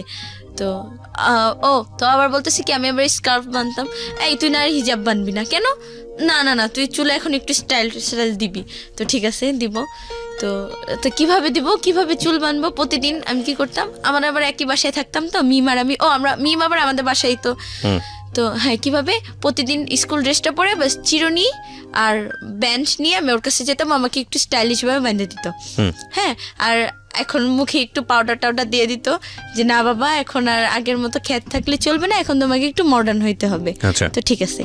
তো ও ছাদে যায়, তো আমি তাকাই থাকি, হ্যান করি ত্যান করি। তো আস্তে আস্তে না ছেলেটা বুঝতে পারলো, বুঝতে পারে না, আরো হাসে। এখন আমাকে দিয়া মানে একটু কথা বলে, যে এই মেয়ে, আর ওর ফ্রেন্ডরা আমাকে দেখলেই, নাইম আর সুহান, 2টা ফ্রেন্ড ওর, তো এই সিজান, মানে আমি ঢুকবো, স্কুলে দেখা হইলো বা কোচিংয়ে যাচ্ছে, আমাকে দেখে ওই সিজান মানে ডাকতেছে কিন্তু আমাকে ডেডিকেটেড করে, বাট ওকে আমি যখন দেখাতাম এই সিজান মানে হ্যাঁ দোস্ত ভালো আছো, মানে ওর দিকে ইয়া করতে, কি হলো ব্যাপারটা আমাকে টিচ করতেছে না। তো এরকম আমি 8-এ উঠলাম, 7 থেকে 8-এ উঠলাম। তো ওঠার পরে 10-এ না 9-এ উঠলে তো খেয়াল নাই। তো ওই যে 1 বছর তো শেষ করে দিলাম, প্রেমে বলতেই পারলাম না কখনো। তো মিমকে বলে কি মিম দোস্ত ওকে তো একটু বলা উচিত, বলবি ও তো মাঠে থাকে হ্যান থাকে, তোর তো ফোন নাই। ফোন তখন আবার খালো আবার স্মার্টফোন একটা কিনছে। তো বলে কি তোর কি এফবি আইডি আছে? আমি বলি এফবি কি আবার, এফবি কি? বলে কি ফোন মানে ওটা একটা সোশ্যাল নেটওয়ার্ক, ওইটা আবার কি? বলে কি ফেসবুক। ফেসবুক, হ্যাঁ ফেসবুকের নাম শুনছি। তো এফবি কি? আরে বাবা ওইটা সংক্ষিপ্ত রূপ। আমি বলছি ও আচ্ছা। বলে আইডি আছে? আমি বলছি এইসব কি? বলে মানে তোর নামে একটা আইডি, হ্যান ত্যান বুঝাই দিল যে এটা এরকম আইডি। তো বলছি না। তো আমার খালার ছোট ফোনটা আবার চালান যেত বাটন। তো এখানে জান্নাত মনি দিয়ে জাস্ট একটা আইডি খুলে দিল, ওকে রিকোয়েস্ট পাঠাইলাম, ওর আইডি নাইমুল হাসান সিজান। তো পাঠাইলাম, ও অ্যাকসেপ্ট করে নাই, ও কারণ এখানে কোনো পিক ছিল না আমার, তাই ফেক আইডি মনে করে অ্যাকসেপ্ট করে। তো এরকম বলবো আর বলা হয় না। ওই আমি আবার মাঝখান দিয়ে শুনতে পারলাম যে সিজান নাকি এতটাই খারাপ একটা ছেলে ছিল, আমি সিজানকে পাগলের মতো ভালোবাসতাম, পাগলের মতো। মানে ও আমার আবার একটা কোচিং হলো 4টা থেকে 6টা পর্যন্ত, ও কখন নামবে আমি ওরকম দাঁড়ায় থাকতাম সিঁড়িতে, একাধারে দাঁড়ায় থাকতাম, ওর সাথে দেখা করব, ওর সাথে একটু কথা বলবো, শুধু একটু কথা বলবো ওর সাথে, ব্যাস এরকম। তো একদিন ও আমাকে মাঠে সবার সামনে মানে, আর ও সিজান ছেলেটা কি খুব গালাগালি করতো, মানে খুব আমার মাকে নিয়ে বাবাকে নিয়ে মানে খুব বিশ্রী ভাষায় গালাগালি করতো। তো তুমি জানলে কিভাবে তোমাকে গালাগালি করতো তোমার মা? আমি পাশ দিয়ে দাঁড়ায় আছি, ও পাশ দিয়ে যাবে আর গালাগালি করতে মনে হয় কি আমার কানে শুনে যাবে আমাকে বলতে আবার যাচ্ছি। কেমন লাগে ওরে, ও কোনোদিন ওদের বাসে কি আয়না নাই, ওকে কোনোদিন আয়না দেখে নাই। তো তোমাকে গালিগালাজ করছে কেন? মানে তোমাকেও পছন্দ করে না? পছন্দ করে না, বাট তুমি ওকে পছন্দ করতে খুবই। আচ্ছা আচ্ছা। ও বাই দ্য ওয়ে প্রিয় শ্রোতা, ও খুব অল্প বয়সী, ওর মতো করে গল্প বলছে, আপনারা বুঝতেই পারছেন। ঠিক আছে, হ্যাঁ বলো তারপর। তো যখন ওর কথা মনে পড়ে সারা রাত কান্না করি। দিনে তো ওই যে কাজ টাজ করি, সারা রাত একটু রেস্টের দরকার, সারা রাত কান্না করি, ওর জন্য দোয়া করি আল্লাহ ও জানি আমাকে একটু করে, মানে ও জানি আমার সাথে একটু ভালো ব্যবহার করে। আরে ভালোবাসলে কি পাইতে হবে? আরে তো এর মাঝখানে আবার শুনতেছি FM, খালার ফোন রাত্রে চার্জে দেয়, ওই চুপি নিয়ে জীবন গল্প, ভালোবাসার বাংলাদেশ, বি পজিটিভ, হ্যান ত্যান শুনতেছি। তো শুনতে এখানে যে আসে মেয়েরা বলে, তো কেউ বলে যায় না যে ভালোবাসলে কি পাইতে হবে, ও ভালো থাকো। তো এই যে FM এর ভূত ঢুকছে, এই ভালোবাসলে কি পাইতে হবে, ওই ডায়লগ গুলা মনে আসছে। কোন ক্লাসে তখন তুমি? ক্লাস 10-এ? না আমি ক্লাস 8-এ। তখন ক্লাস 8-এ? হ্যাঁ। তো এরকম খুব গালাগালি করতো, মানে আর ও কি বলে নেশা করতো, ওই ছেলেটাও নেশা করতো। ওর সঙ্গে কি তখন তোমার কথা হতো, ফোনে কথা হতো? আর কোনোদিন আমার দিকে মানে ভালো মতো কথা বলে নাই 2 মিনিট। তো জানতো যে তুমি ওকে পছন্দ করো, সে কারণে তোমাকে গালিগালাজ করতো? হ্যাঁ, ওকে, খুব ভালোবাসতাম ওকে। আর আমার ফ্রেন্ডরা, মিম বাদে আমার ফ্রেন্ডরা মানে আমার আবার একটা বেস্ট ফ্রেন্ড হয় নাম রোজ। তো যাই হোক, ওরা আমাকে এই তোকে এটা করতে হবে না রে, এখন পারবো না, ভালো লাগতেছে, এই সিজানের কসম, আচ্ছা ঠিক আছে কি করতে হবে বল, আমি করতেছি। হ্যাঁ, কারো টাকা লাগবে বা কারো একটা হেল্প, আমি আবার কি একটু গুন্ডা টাইপের, মানে সিজানের কাছে আমি নরম, মানে আর বাসায় আর আমাকে কোনো ছেলে যদি টিচ করতাম রাস্তার মধ্যেই মাইরা বসতাম, হ্যান ত্যান, তো আমাকে নিয়ে যেতে ওরা সেফটির জন্য। না রে দোষ আজকে যাবো না, সিজানের কসম, আচ্ছা ঠিক আছে বল কোথায় যাইতে হয়, আমি যাচ্ছি, সব জায়গায় যাবো, যাচ্ছি। তো এই বলে আমাকে সিগারেটও খাওয়াইছে। আমার একটা ফ্রেন্ড, ওই যে ওই মেয়েটার নাম ছিল কি শিউলি টাইপের, তো ওই মেয়েটা, সিজানের কসম তুমি একবার একটা টান দাও, ঠিক আছে আর কিছু খাইতে হবে, দাও না, খাচ্ছি। সিজান আবার স্মোক করতো, তো ওই দোকানে একটা ছেলে, মানে যে দোকানে গিয়েও সিগারেট খাইতো, আমার যে বেস্ট ফ্রেন্ড শান্তা আর কি রোজ, ও নিজের নাম এফবিতে নাম দিছে রোজ, তাই ওকে সবাই রোজ নামেই চিনে। মেয়েটা অবশ্য অনেক ভালো, তো আমার সাথে ওর বেস্ট ফ্রেন্ড হয়ে মানে খুব ক্লোজ হয়ে যায় আমরা একে অপর। তো ওকে আমি বলি, তো রোজ তখন আমার ওই আইডিটা আমি ডিএক্টিভেট করে দিই, আইডি যার জন্য খুলছি সেই অ্যাকসেপ্ট করে না, ডিলিট করে দেয়। তো ওই আইডি আমি দিয়ে কী করবো, ডিঅ্যাক্টিভেট করে দিচ্ছি। তো রোজ খুলা বলতেছে, জানো আমার ফ্রেন্ড আছে জান্নাত, তোমাকে অনেক ভালোবাসে সিজান, জানো তোমার কথা ওর কথা ক্লাসে সবাই বলতেছে, তার বয়ফ্রেন্ডের কথা, খারাপ তো লাগেই যে আমার বয়ফ্রেন্ড আজকে আমাকে এইটা দিচ্ছে, বা ডোন্ট মাইন্ড আমাকে আজকে কিস করছে বা হার্ট করছে, ওর সাথে হাতে হাত ধরে আমি আজকে ঘুরতে গেছি এই জায়গায়, এটা ওইটা। তো আমাকে জিজ্ঞেস করে কিরে বৈশাখী, আমাকে আবার বৈশাখী বলতো কেন, আমার পহেলা বৈশাখীর দিন জন্ম। তো একজন দুজনেই দোস্তকে না আজকে থেকে বৈশাখী ডাকবো। তো এখন বৈশাখী নামেই চিনে সবাই, জান্নাতুল ফেরদৌস একটা নাম আছে। তো বৈশাখী তোর সিজান কি করছে? তো আমি ক্লাসের মধ্যেই মানে এত জোরে জোরে চিল্লায় কান্না করতাম, মানে সবাই বলতো ওই ছেলেটা কি এগুলা বুঝতে পারে না, সিজান সিজান বলা কান্না করতাম, সিজান সিজান বলা, মানে এতটাই পাগল হয়ে গেছিলাম। তো রোজ বলতো এরকম এরকম, বলতো তোমাকে অনেক ভালোবাসে। বলছে কি দেখো আমি ভালো না, আমি ওকে বলো ও যদি আমার সাথে ফিজিক্যাল কিছু একটা করে তাহলে আমি ওকে মাইনা নেবো। বলছে ও তো এরকম মেয়ে না, আর তুমি ওকে জিজ্ঞেস করে দেখো, ও ফিজিক্যালের মানেই বুঝে না, তোমাকে জিজ্ঞেস করে দেখো। সিজন বলেছে এটা? হ্যাঁ, আর রোজ হচ্ছে হলো তোমার হয়ে সিজনকে এই ধরনের কথা বলেছে? না, মানে বলছে যে যে মানে আমার সাপোর্ট নিয়ে বলছে যে তোমাকে লাভ করে। হ্যাঁ, বুঝতে পারছি, মানে কি বলে হচ্ছে মিডল ম্যানের ভূমিকায় আছে আর কি। তারপর আর ওকে দেখলে অটোমেটিক আমার মানে একটা ছেলেকে মারবো বা একটা ইয়াতে আসছি যেমন ফ্রেন্ডকে, ওকে দেখলে দোষ আজকে না হবে না, বাদ দিয়ে সবকিছু শেষ আজকে, এই সিজানের কসম, ঠিক আছে ওকে ওভারটেক করি তারপর আমি যাচ্ছি, ও আমার সামনে থেকে যাক, তারপর মাইরা দে মনে, ভাই ঠিক আছে ঠিক আছে। তো এরকম আস্তে আস্তে আস্তে আস্তে ছেলেটা, তো আমি 9-এ উঠি, এইটি আবার রেজাল্ট কি ওই পড়াশোনা মানে পড়াশোনা একদম গোল্লায় যায় আমার, পাই 3.50 জিএসসি তে। আমার খালু তো খোটা, তোকে তোকে এত ইয়া করলাম হ্যান ত্যান, এ প্লাস পাইছে, এ গোল্ডেন এ প্লাস পাইছে, এ 4 পাইছে, তুই এত কম কেন পাইলি, আরো মার এ সে। আর সে হলো কি একজন যে বলবে আমি পড়তে পারতেছি না, এটা হয়তো আমার ব্যর্থতা, কিন্তু না তোকে একদম সমাজ কি বললো সেটা, যে এই আপনার মেয়ে এটা কেন করলো, আরে আমার মেয়ে তো এটা করছে, কেন আপনার মেয়ে কেন ভালো ইয়া পাইলো না, তো এটা নিয়ে আমাকে মারতো। তো যাই হোক 9-এ উঠলাম, তো আমি এসব কেয়ার করি না, পেয়ার কিয়া তো ডার না কিয়া, ভালোবাসতাম। সিজান করলাম, তো সিজান আমাকে, আমি আবার পরে এই যে এফএম শুনতাম, যে আপনাদের ইয়ারটা তো শুনতামই, তো শুনতে শুনতে এখন আমার খালা কি বুঝে গেছে যে আমি রাত্রে ফোন ইউজ করতেছি, ফোন আমি কথা বলি না বাট এফএম শুনি। তো এরকম আর ফোন দেয় না, এমন জায়গায় লুকায় রাখে ফোন, আমি মানে ওই যে বালিশের নিচ টিচ চেক করে, তার বডি চেক করে আমি ফোন পাইতাম না, আল্লাহ জানে ফোন করে রাখতো। তো ফ্রেন্ড আমার আবার শান্তা কি ওর আবার একটু ফ্রিডম বেশি ছিল, ওর বোন আবার একটু মডেল টাইপের, তো ফোন ইউজ করতে স্মার্টফোন। ও আবার এফবিতে একটা ভাই বানায়, নাম নাইম ছেলেটার। তো তখন নাইম নামে ও নাকি ফেসবুকে ভাই বানাইছে, হ্যাঁ ছেলেটাকে, নাইম রংপুর থাকে। তো নাইম ছেলেটা, হে আমার একটা ভাইয়া হয়েছে জানিস, তোকে তো সিজান এত অ্যাভয়েড করে, 2 বছর এমনিই চলে গেছে, এত অ্যাভয়েড করে, তুই একটু ভাইবা দেখ, তুই দেখ ভাইয়াটা খুব সুন্দর, ভাইয়ার গার্লফ্রেন্ড নাই, ছিল ব্রেকআপ হয়ে গেছে, নাম ঐশী, ওর নামও ছিল জান্নাতুল ফেরদৌস, কিন্তু ঐশী আর আমার বৈশাখী। তোমরা কি লেখাপড়া করতে না, সারাদিন এগুলো নিয়ে কথাবার্তা বলতে? তো নাইম ছেলেটার সাথে আমার রিলেশনটা করাই দেয় বলতে কি, তুই দেখ তোর সিরিয়াস হওয়া লাগবে না, ভাইয়াটা সিরিয়াস হবে, তোর তো এত সমস্যা, ভাইয়াটা তোর খরচ দিবে, লাগলে তোকে ভাগাই নিয়ে বিয়েও করবে বাবা, তারপরও তুই দেখ কি হয়। তো এরকম আস্তে আস্তে 9-এ তখন আস্তে আস্তে ছেলেটা 1 মাস হয়, জানুয়ারি চলে যায়, তো আমি সিরিয়াস না, ছেলেটা সিরিয়াস হয়ে যায়। তো দেখ আমি মাঝখানে ব্রেকআপ করে দিই, ধুর আমি সিজানকে ছাড়া কাউরে না রে, এইসব ছেলে চলবে না, বলছি খুব ভালো, তো ধর তুই বাদ দে, তুই সিজানেরই পটা দেখ। আমি কি নাইমের কাছে যাবো, আমি পানি খাইতে গেলে ওই পানির গ্লাসে আমি সিজানকে দেখি, হ্যাঁ আরো 2 বছরের একটা মায়া পড়ে গেছে, আমাকে ছাড়তে পারবো না, তুই পারলে যা ছাড়গা, বা তুই নাইমকে ধরগা, হ্যাঁ আমার ভাই লাগে চুপ, দুজনের তো এরকম ঝগড়া। শান্তার বাড়িও হচ্ছে আমাদের গোপালগঞ্জ ওদিকেই। তো যাই হোক দেশীয় আরো ফ্রেন্ডশিপ। তো এখন ফোন দিচ্ছে না, এখন নাইমও বলতেছে না, আচ্ছা বল কি, আচ্ছা ঠিক আছে তোর এফবি চ্যানেল লাগবে না, বল তুই স্মার্ট হবি না। তো শান্তা আবার আমার বলে কি, ওর বোন আবার বাইরে, মানে ওদের ফ্যামিলি অবস্থা অনেক ভালো, অনেক মা বোন সবাই বড় লোক খুবই।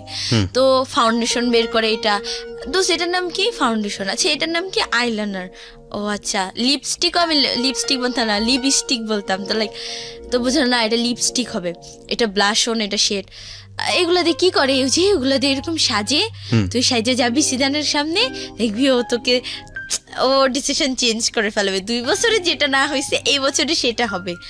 একদিন একটু সাজাই দে না, সাজাই দিল, মানে মাশাল্লাহ, মানে সেদিন আমাকে এত সুন্দর লাগতেছে, মানে ওই যে কখনো সাজি নাই।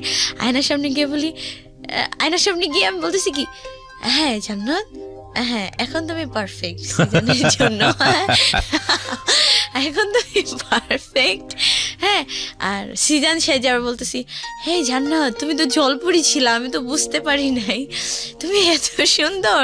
হ্যাঁ তো ঠিক আছে, আমি সব ভণ্ডামি বাদ যাও, আজকে থেকে শুধু জান্নাতি। হ্যাঁ, পিছন ফিরে বলে কি দোষ, যদি এটা না হয়, বলছে এটা না হলে নাই, তুই আর আসবি না বা ওকে তুই ভুলে যাবি। আমি না পারবো না রে। এরপরে ঠিক আছে, যদি সিজান তোকে পছন্দ না করে, তুই যদি ওর নাম নেস তা আমি তোকে গুলি করব বা ওকে গুলি করব। আমি বলছি দোষ দাঁড়াও, গুলিটা তুমি আমাকে মারবা, বলে কি ওকে গুলি মারবা আর তোকে জুতা দিয়ে পিটাবো। আর ক্লাসে আর এখন থেকে তো এরকম এত স্মার্ট হয়ে গেছি, মানে চুল আমার খুব বড় আর খুব কোকড়া ছিল, তো আস্তে আস্তে চুলের যত্ন নিচ্ছি। হ্যাঁ, মানে এটা করছি, ফেসিয়াল করব, এটা করব, এই দুধ দিয়ে, দুধের সর দিয়ে, লেবুর রস দিয়ে, আটা চিনি এটা দিয়ে মুখে মাখি। আমার কালার তো কি রে, ওর কি হলো? হ্যাঁ, চুলের কালার কিনে আনছি, চুলের কালার করছি, চুলে সেই একটা হাইফাই অবস্থা। তো আস্তে আস্তে সিজান একটু ভাবলো, কি রে ওর কি হলো, বাতাস টাতাস লাগছে নাকি সবাই। তো ক্লাসে যাই, ওরকম কান্না করি, সিজান সিজান, আর দেখি কি আমি মাথা নিচু করে সিজান সিজান করে কান্না করতেছি, উঠে দেখি কি সবার হাতে জুতা, নাহলে সবার হাতে স্কেল। তোকে আজকে মেরেই ফেলবো, তুই কেন সিজানের নাম বলিস, ওকে তোকে ভুলতেই হবে।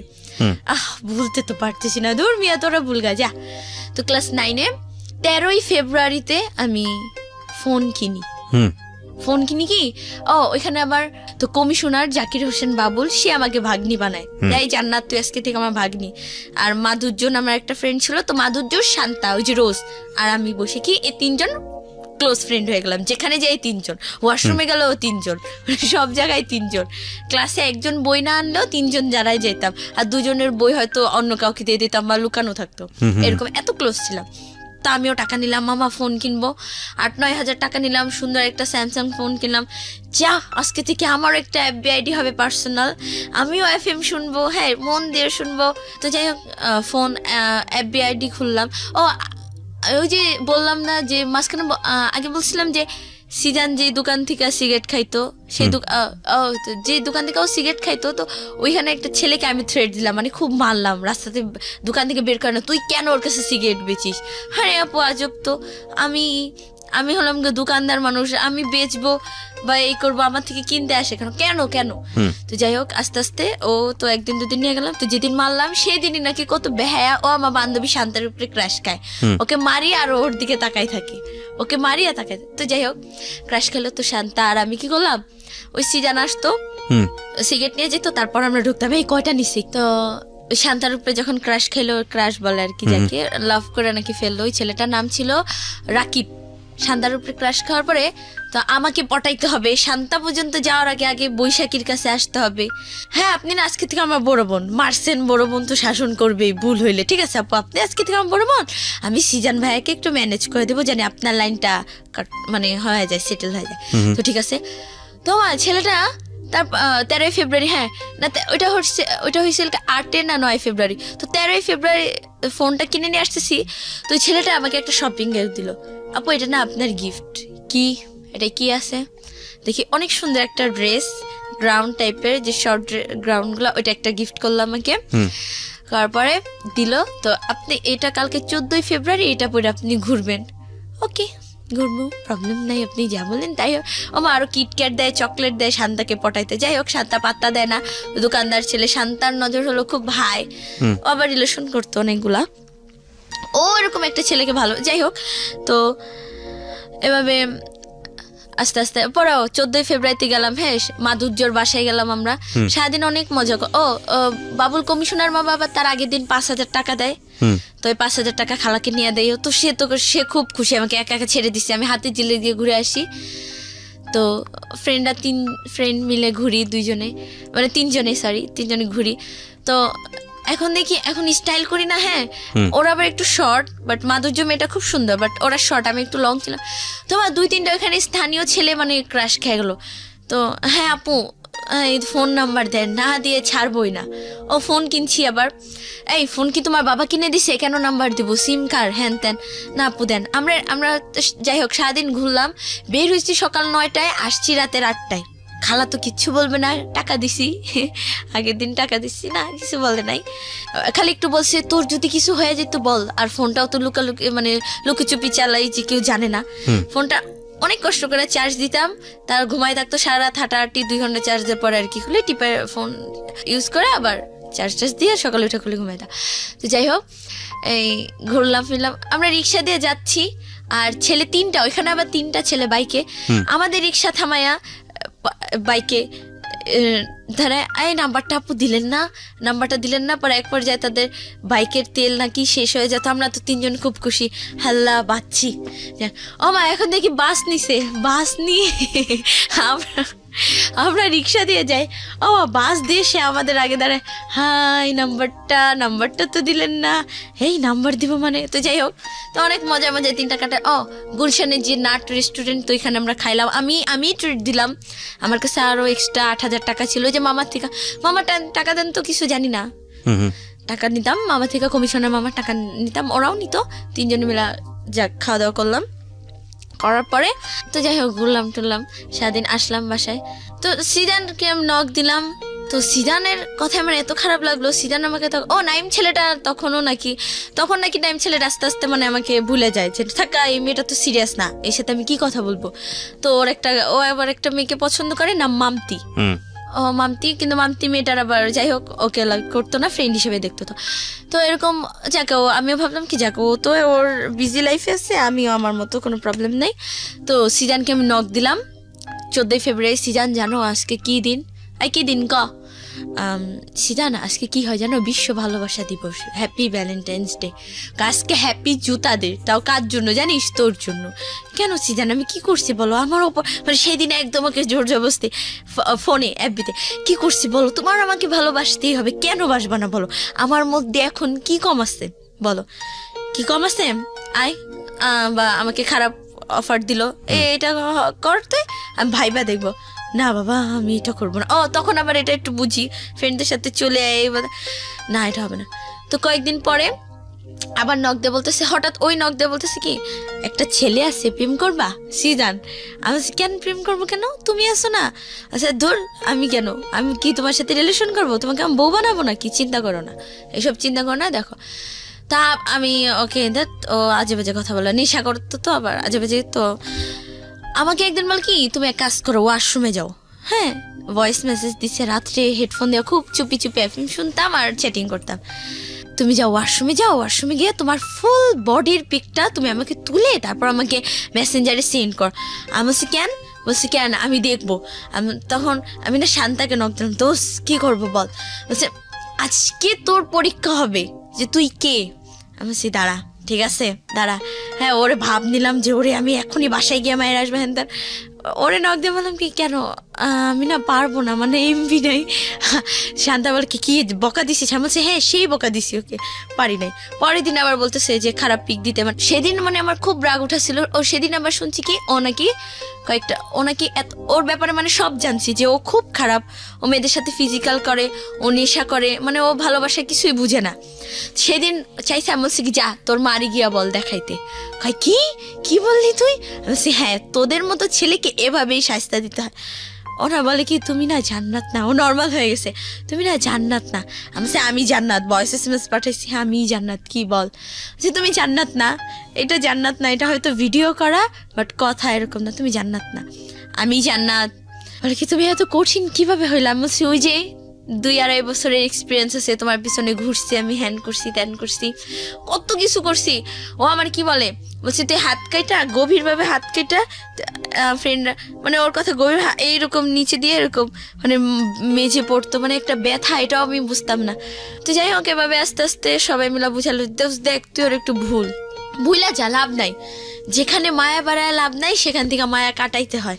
ফ্রেন্ড একটা ছিল মরিয়ম, সে ওই কোচিনে, শোন সিজানকে এখন তুই আর ভালোবাসিস না, ওকে পাওয়া তোর জিত। ওই যে 2 বছর তোর পিছিয়ে ঘুরছিস, অনেক স্যাক্রিফাইস করছিস, সেই জন্য এটা তোর জিত। সিজান আবার একদিন কি করছে, আমার খালার কাছে গিয়ে, এমনি তো টর্চারের শিকার, খালার কাছে গিয়ে বিচার দিছে, আপনার মেয়ে আমার পিছনে ঘুরে স্কুলে সবাইকে বলে দিছে যে আমি জান্নাত আর সিজান মানে ও হচ্ছে আমার হাজবেন্ড। বলে কি আন্টি আমি কবে বিয়ে করলাম বলেন, ও নাকি আমার বউ। সবাই আমাকে দেখলেই জিজ্ঞেস করে ভাইয়া ভাবি কই, হ্যাঁ জান্নাত কই, এরকম করে। তো খালা আরো মারলো। তো এদের মনে হয় কি ভালোবাসার জন্য মায়ের কোনো ব্যাপার না, খালাও সেদিন মারলো ফার্স্ট। খালু তো জানলই না, তাহলে তো অবস্থায় খারাপ, বাসা থেকেই নামাই দিত, কি করতাম। তারপরও ওর মনে একটু ইয়া নাই যে মেয়েটা আমার জন্য এত কিছু করতেছে, এত কিছু, একটু ইয়া করি। তো আস্তে আস্তে বললাম যে এখন একটু অ্যাপবি চালাই, ছেলেরা নক দেয়, একটু হাই ফাই ভাবে একটু অ্যাঞ্জেল জান্নাতমণি আইডি খুললাম যে। তো ওটা আমার ফার্স্ট আইডি, অ্যাঞ্জেল জান্নাতমণি। আচ্ছা, এই অ্যাঞ্জেল জান্নাতমণি নামটা কেন দিলা? তোমার নাম তো অন্য নাম। আমার নাম তো জান্নাতুল ফেরদৌস। হ্যাঁ, তো তুমি অ্যাঞ্জেল কেন লাগালে নামের আগে? ওই যে অ্যাঞ্জেল নামটা কেন লাগাইছি কি, যে আইডি খোলার আগে মানে আমার ভালো লাগলো যে অ্যাঞ্জেল দিব, জান্নাত থাকবে আর মনি। আমাকে তো অনেকে জানুমণি, ওই যে আগে যে জানুমণি জান্নাতমণি ফ্যামিলি থেকে যে ডাকতো। আচ্ছা, কিন্তু অ্যাঞ্জেলটা লাগালে কেন? অ্যাঞ্জেল মানে যে পরি টাইপস, ফেরেশতা কিছু একটা হাই ফাই তো এরকম। ওকে, ঠিক আছে। তারপর না, এরকম অ্যাঞ্জেল নামে অনেক অসংখ্য আইডিয়া আছে, অসংখ্য, এখনো সার্চ দিলে। তো অ্যাঞ্জেল জান্নাতমণি এরকম করলাম। তো এখন ছেলেরা নক দেয়, একটা পিক আপলোড করলে আপু সেই হইছে, আপু জোস হইছে, ক্রাশ খাইছি, ও আপনি তো পুরাই অ্যাঞ্জেল। এই কিরে আমি তো সত্যি সুন্দর রে, তাহলে যাক সিজানকে আস্তে আস্তে বলতাছি। তো পুরান ঢাকার একটা ছেলে নাম সুপ্রদীপ, ছেলেটার ওরা দুই ভাই, সুদীপ্ত সুপ্রদীপ। তো ওর আইডি আবার র্যাপার দীপ। তো ওই ছেলেটাকে আমার এরকম মানে আমার ভালো লাগছে। তো ছেলেটাও আস্তে আস্তে এরকম আমাদের রিলেশন হয় বলতে কি মানে আমরা দুজনকে বলি মনের কথা। তো যে আমি আবার ফোন নিয়ে আমি আবার ধরা খেয়ে গেলাম। আমার খালু কি করছে, ফোনটা নিয়ে গেছে। ফোনটা যখন অফিসে নিয়ে যায় তো আমি খুব কান্না করি, ফোনটা কেন নিবা, আমার একটা ফ্রিডম বলে তো কিছু আছে। আমার ফ্রেন্ডরা গিটার কিনে, দামি ড্রেস কিনে, অমুক জায়গায় যায়, ঘুরে। আমারও খুব ইচ্ছা ছিল মানে আমাকে সবাই এক নামে চিনবে, ওই যে আবেগের একটা, এখনো তো আবেগেরই বয়স। যাই হোক তখন আর একটু বেশি, যে আমাকে সবাই এক নামে চিনবে, বৈশাখী, গুলশানের বৈশাখী বা গুলশানের জান্নাত, এরকম। হ্যাঁ, যে এমন কিছু একটা করতে চাই, এরকম। আসলে কি এটা হয় নাই। তো আমার ওই ছেলেটার সাথে যখন পরিচয়, তো ছেলেটা কি আবার ওই ছেলেটা সিজানের থেকেও বেশি খারাপ, সিজানের থেকেও বেশি নেশা করে, মানে এতটাই নেশা করে, মানে সে সব ড্রাগ নেয়। নেওয়ার পরে নাম কি ছিল ছেলেটার? সুপ্রদীপ। হ্যাঁ, ডাক নাম হচ্ছে দীপ। মাঝখানে আবার আমার নাইমের সাথে কন্ট্রাক্ট হয়। নাইম আবার কি করছে, মানে জেলাস ফিল হইতেই পারে, রিলেশন হোক আর না হোক। আমি আবার মাঝখানে সিরিয়াস হয়েছিলাম, দীপের সাথে রিলেশন আগে নাইমের সাথে সিরিয়াস হয়েছিলাম। নাইম ওর বাইক ছিল, ও বাইকে ও গলা ধরে একটা মেয়েটাও ভালো না নাকি, ওই মেয়েটার 2টা বিয়ে হয়েছে, হ্যান ত্যান একটা বাচ্চা আছে, মানে ক্যারেক্টারও প্রবলেম আছে। আর মেয়েটা ইয়াবা খায়, মানে ড্রাগ নেয়, অ্যাডিক্টেড মারাত্মক ভাবে। ওই মেয়েটার সাথে ও গলাগলি ধরে ও বাইকে উঠা পিক তুলছে, আপলোড দিছে ক্যাপশন দিয়ে, জান তোমাকে অনেক অনেক মিস করি। এটা কি কোনো গার্লফ্রেন্ড ইজিলি মাইনা নেয়? আমি তো ওই পিকটার জন্যই আমি আজও রাখ, ও কেন ওই পিকটা আপলোড করবে? সীমা কে হয় ওর? সীমা আপন না জান্নাত আপন?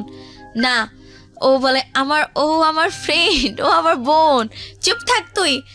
তেন ওকে ব্লক মেরে দিচ্ছি, আমি আনফ্রেন্ড করে দিচ্ছি, যা ওর সাথে কোনো কথা নেই আমার। একটা মেয়ের সাথে ও কেন গলাগলি ধরে পিক তুললো বাইকে? তো এরকম সুপ্রদীপের সাথে রিলেশন হয়ে গেল 3-4 মাস। মানে ওই যে 3-4 মাস আবার গ্যাপ পড়লাম, তো তখন নাইনে গ্যাপ পড়লো।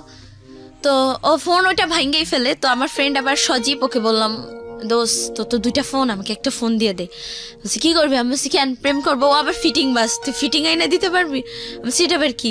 বলছি ওই যে ছেলেদেরকে থেকে টাকা টুকা নিবি, গিয়া বলবি ফোনে জাস্ট তুই কথা বলবি, যা করার আমি করবো, তোর যা টাকা লাগে আমাকে বলবি।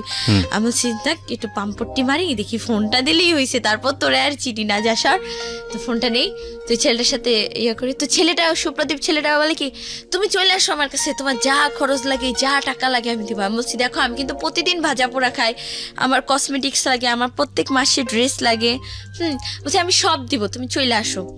ঠিক আছে, চলে আসছি, মানে চলে আসছি লাইফে ফার্স্টে যে ভাইগে আসি। খালুরিয়াটা চলে আসছি কেন, আমার 9-এ যে মানে যে 8-এও বার্থডে সেলিব্রেট হয় না, 7-6-ও বার্থডে সেলিব্রেশন হয় না, তো ফ্রেন্ডদের হয় আর হয়তো আমারও খুব ইচ্ছা করলো, তো আমারও না খুব বার্থডে সেলিব্রেট করতে ইচ্ছা। তো আমার এপ্রিলের 14 এবার এপ্রিল মাস চলে আসে, ওই যে ফোনটা নিয়ে যেত মাঝখানে বার্থডের কিছু, আমার নানিও আবার মারা যেত বার্থডের কিছুদিন পরে। আমার বার্থডেটা ওরা করবে, শান্তা মাধুর্য। হ্যাঁ, তো আমরা রেস্টুরেন্টে যাই, গুলশানে ক্যাফে ডিলাইট, ওখানে অনেক সুন্দর একটা কেক কিনে ওরা, মানে আমরা মোটামুটি ভালোই। তো একটু লেট হয় দেখা আসি, আসার পরে আমার ফ্রেন্ডটা ওই শান্তাও কোনোদিনও আমার বাসায় আসে নাই, আসে আমার বাসায় সেদিন আইসা, তো আমি তোকে আমার আজ তোর বাসায় নিয়ে যাইতে হবে। বলছি না রে, আমার বাসায় অনেক সমস্যা, আমি যে সমস্যার মধ্যে থাকি, আমার খালো আমাকে কথায় কথায় মারতো, কথায় কথায়। আর আছে না যে ঠিক আছে মেয়ে চট থাপ্পড় একটা, এতটা বাজে ভাবে আমাকে মারতো, মানে পশু, মানে মানে কি বলবো, মানে খুবই খারাপ একটা অবস্থা, মানে অনেক মারতো অনেক। তো সেই দিন ও গেল, ওকে নুডলস রান্না করে দিলাম ফার্স্ট আসলি। আমার বাসায় আমার খালা আবার একটু অসুস্থ ছিল, তো সে ওরা তোটা কেয়ার করতে পারে নাই। তো আমি গিয়ে বসি, তো জিজ্ঞেস করে তুই কোথায় ছিলি আজকে? বাবা ওরা তো আমার বার্থডে ইয়া করছে। হ্যাঁ, তোমার বার্থডে ইয়া করছে না? বার্থডে মানে সে যখন মারে তার ফেসগুলা এমন খারাপ করে, মানে এতটা ইয়া করে আমাকে, মানে গায়ের উপর উঠে মানে মারতেছে। আর আমার ফ্রেন্ডরা একবার মাইরা গেছে, ফ্রেন্ডরা খাটে বসা, আমার সামনে মারলো। তো কি দোষ, তোর কি কোনো ওয়ে আছে এখান থেকে যাওয়ার?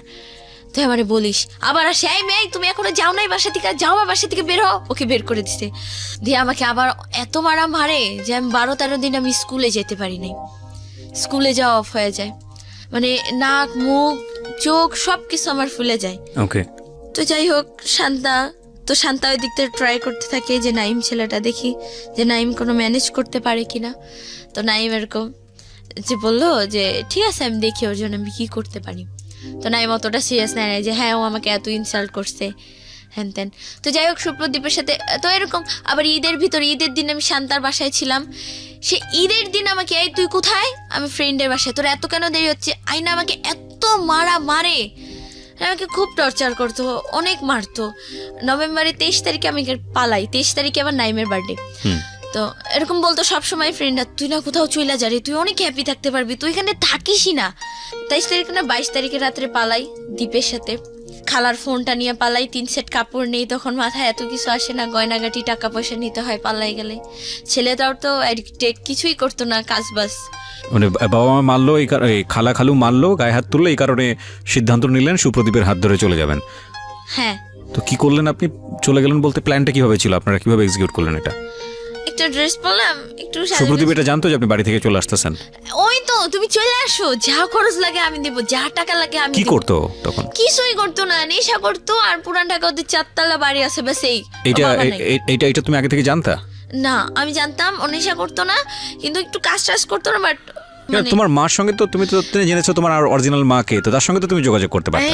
আমার মা হচ্ছে দুনিয়ার সবচেয়ে সেলফিশ একটা মাদার, সবচেয়ে। এইভাবে না বলে ঘটনাটা বলো আমাকে, যে কি তুমি যোগাযোগ করেছিলা? যোগাযোগ কি, তার একটাই কথা, আমারই সংসার ভেঙে যাবে, তুই তোর মতো বাবা, তুই যদি ভালো মানে তুই যদি বড় হয়ে আসতে পারস তো আসো, নাইলে কিছু না, আমি তোর কোনো রিস্ক নেই। আচ্ছা, মানে সে কেয়ার, গ্রামে যাইতাম, আছে না যে আমার মেয়ে একটু কেয়ার করবো না, কিছুই না, সে তার মতো সে। তো যদি কোনো ভালো ছেলে পাইতো, খুব টাকা পয়সা আলা ছেলেটা যেমনই হোক, তার সাথে মানে বিয়ে দিয়ে সে নিজের লাইফটা আগে সেটেল করতে। মানে আমার মা টাকা ছাড়া এই দুনিয়ায় কিছুই বুঝে না, টাকার জন্য আমাকে সব করাতে সে বাধ্য, এরকম একটা অবস্থা। তো যাই হোক, মার কথা বাদ। তো এরকম পালাই চলে আসি রাত্রে। আমি আবার গুলশান থেকেই যাই ডাইরেক্ট, গুলশান লেকে বসে আছি, ভাবতেছি আরে যাবো, কি করলাম, ফ্রেন্ডের ছেড়ে আসবো। হ্যাঁ, তো তখন আবার সিজানের কথা ভাবলাম। সিজান বলছে যে তুই কখনো সুখী হইতে পারবি না, হ্যান ত্যান। হ্যাঁ, তুই ওকেও যে আমি ইনসাল্ট করছি, যে তোর মাকে, ওই যে আমার যে খারাপ পিক চাইছে পরে ওর মাকে নিয়ে আমি কথা বলছি, যে তুই নিয়ে রাখ, অভিশাপ দিছে। তো এইসব ভাবতেছি, পরে ভাবতে ও কল দিল, কি আসবে না নাকি? হ্যাঁ আসতেছি। পরে যাই হোক, পুরান ঢাকায় গেলাম, বাবু বাজারে, কি এখানে বাস দিয়ে নামলাম। নামার পরে ওইখানে আবার একটা ছেলে আমাকে নিয়ে, যে আমাকে লাইফে ভালোবাসছে অনেক ছেলে, কিন্তু আমি মানে বুঝি নাই যে লাভটা কি। ওই সিজনের পর থেকে ভালোবাসা আমার কাছে হয়ে গেছে খেলা, ভালোবাসা হয়ে গেছে আমার কাছে স্বার্থ। আসলে দীপ ছেলেটাকে আমি ভালো অতটাও না, নিজের স্বার্থের জন্য। যে ও আবার বলছে কি যে আসো, তোমার সবকিছু আমি দেখবো, যদিও আমার কোনো একটা সেটেল করে দিতে পারে, ওইটাই। তো ইমন ছেলেটা এরকম আমাকে ভালোবাসতো, ইমন ছেলেটাকে আমি বলছি আমি আমি তো কোনোদিনও পুরান ঢাকায় যাইনি, তুমি আমাকে একটু দিয়ে আসো কষ্ট করে। তো ঠিক আছে আমি দিয়ে আসবো। দিয়ে আসলো আমাকে। সারা রাত তুই ছাদে ছিলাম আমি, ইমন আর দীপ, সারা রাত ছাদে 2 জন বসেছিলাম, 3 জন বসে বসে আড্ডা দিচ্ছি। যাইতে যেতে খুব রাত হয়ে যায়, আর ওদের বাসা টাসা মানে আশেপাশের কোন ফ্রেন্ডের বাসায় যে রাখবে সব বাসা লক হয়ে যায়, পুরান ঢাকার অবস্থা তো জানেনি। যাই হোক, তো ছাদে বসে বসে আড্ডা দিলাম 3 জনে মিলা। দীপ তো ধুমায় সিগারেট খায়, কি খায় না খায়, যাই হোক। আর আমি আমার মতো বসে বসে টেনশন করতেছি কি করব। আমার লাইফে আবার টেনশন কম, টেনশন বললে ভুল হবে, আমি আমার মতো হাসতেছি নাচতেছি ছাদে সারা রাত ছাদ ঘুরতেছি নাচতেছি হ্যান তেনি কি সুন্দর আমি ভাই গেছি, আল্লাহ আমি বাঁচছি, আমি প্যারা থেকে বাঁচছি এরকম বলতেছি। তো সকাল হয়, ছেলেটা আমাকে সকালে কি বলে, তখনই বলে কি আচ্ছা তোমার কি বাসায় যাওয়ার কোনো ওয়ে নাই? আমি বলছি কেন, আমি কি বাসায় যাওয়ার জন্য আসছি নাকি? তুমি আমাকে ভাগায় নিয়ে আসছো না, বিয়ে করবা? বলছি কি ও আচ্ছা ঠিক আছে। মানে ছেলেরাও মানে একটু লুজ হয়ে যায়, মানে একটু ভয় পায় যে একটা মেয়ে পালা। তো ওর ফ্রেন্ড কিরণ, ওর দীপের ফ্রেন্ড কিরণ আমাকে আয়শা বলে যে কি তুই ভাগায় নিয়ে আসিস না, ডাইরেক্ট তোর মার কাছে নিয়ে যাবি। আবার একটা ভাইয়া ছিল সাগর, ডেভিল বয় সাগর আর কি, হিন্দু। তো ওই সাগর আর কি বলে কি ভাগায় নিয়ে আসিস না, তোর মার কাছে নিয়ে যাবো। বলছে না রে মার কাছে না, আমি টাঙ্গাইল নিয়ে যাবো, টাঙ্গাইল ওর বোনের বাসা। তো নিয়ে গেল। ইমন ছেলেটাকে আমি আবার বিদায় দিয়ে দিলাম। ইমন ছেলেটা তো যাবেই না, আমি ওকে ভালোবাসি, পুরান ঢাকার কি না কি। ও বলে রাখা ভালো, দীপ আর আমার কোনোদিনও মিট হয় নাই। যেদিন ভাইগে আসছি সেদিনই দুজনকে দেখছি, ওই প্রোফাইলে দেখছি, পিক ভিডিও কলে কথা বলছি। ও এটাই ফার্স্ট টাইম হচ্ছে মিট ওর সঙ্গে। তো তো দেখলাম। তো যাই হোক, ও আবার আমাকে বললো যে আমি তোমাকে আমার ভালো লাগছে হ্যান ত্যান। তো টাঙ্গাইল যাচ্ছি আমরা। যাওয়ার সময় বাসে উঠলাম, তো আমরা সারা রাস্তা গল্প করতে করতে গেলাম। যার পর ওখানে বোনের বাসায় গেলাম। ও ছিল সবার ছোট, ওর বোন তো দেখলো যে ও নিজেই চলতে পারে না, ও আবার ভাগায় নিয়ে আসছে আরেকটা মেয়ে। ওর বোনের মাথায় তো বাস পড়ছে যে কিরে কি অবস্থা শুভ্র, তুই কাকে নিয়ে আসছিস? আপু আমি ওর ভাগায় নিয়ে আসছি, ও আমার ওয়াইফ হবে, হ্যান আমাদের বিয়ে দিয়ে দেন। ও বোনে তো সেই কান্নাকাটি, ওর মাও জানতে পারলো, ওর মা খুব অসুস্থ। আর আস্তে আস্তে ওর মানে ওকে আমি ফার্স্ট দেখছি তো দেখি এতটা চিকুন একটা মানুষ খুব কমই হয়, মানে খুবই চিকুন আর খুব ফর্সা, দেখে বোঝা যাচ্ছিল যে নেশাকর টাইপের। কিন্তু এমনও তো হতে পারে অনেকে খাওয়া দাওয়া করে না, এরকম মানে ওই যে একটা বিশ্বাস চলে আসছিল। তো গেলাম টাঙ্গাইল। ও দুলাভাই বলতেছে তুমি কি ওর ব্যাপারে কিছু জানো? আমি বলছি না। বলছি আপনি নেশা করে, কিন্তু ভাইঙ্গা বলে না যে ইয়াবা মানে হ্যান ত্যান অনেক কিছু খায় খারাপ। বলছি ও তো একটু নেশা করে। আমি বলছি ওটা কোনো ব্যাপার না, মনে করছি কি যে একটু ড্রিঙ্ক না কি বলে মদ, ওগুলো হয়তো খায়, এই আর ব্যাস, আর কিছু না। গেলাম, এখানে বসেছিলাম আমরা। তো সুপ্রদীপ আবার আমাকে বলে যে হ্যাঁ সাজগোজ করো। সুপ্রদীপ আবার 7,000 মাত্র। আমি তো বাসা থেকে টাকা পয়সা নিয়ে আসি না, কারণ এই লাইফের ফার্স্ট 3 সেট কাপড় নিয়ে আসছি। আর জাস্ট কসমেটিক্স তো অল টাইম, এখন তো কসমেটিক্স শিখে গেছি, কসমেটিক্সের বক্সটা ব্যাস যাবতীয় যা লাগে ব্যাস ওই নিয়ে আমি আসছি।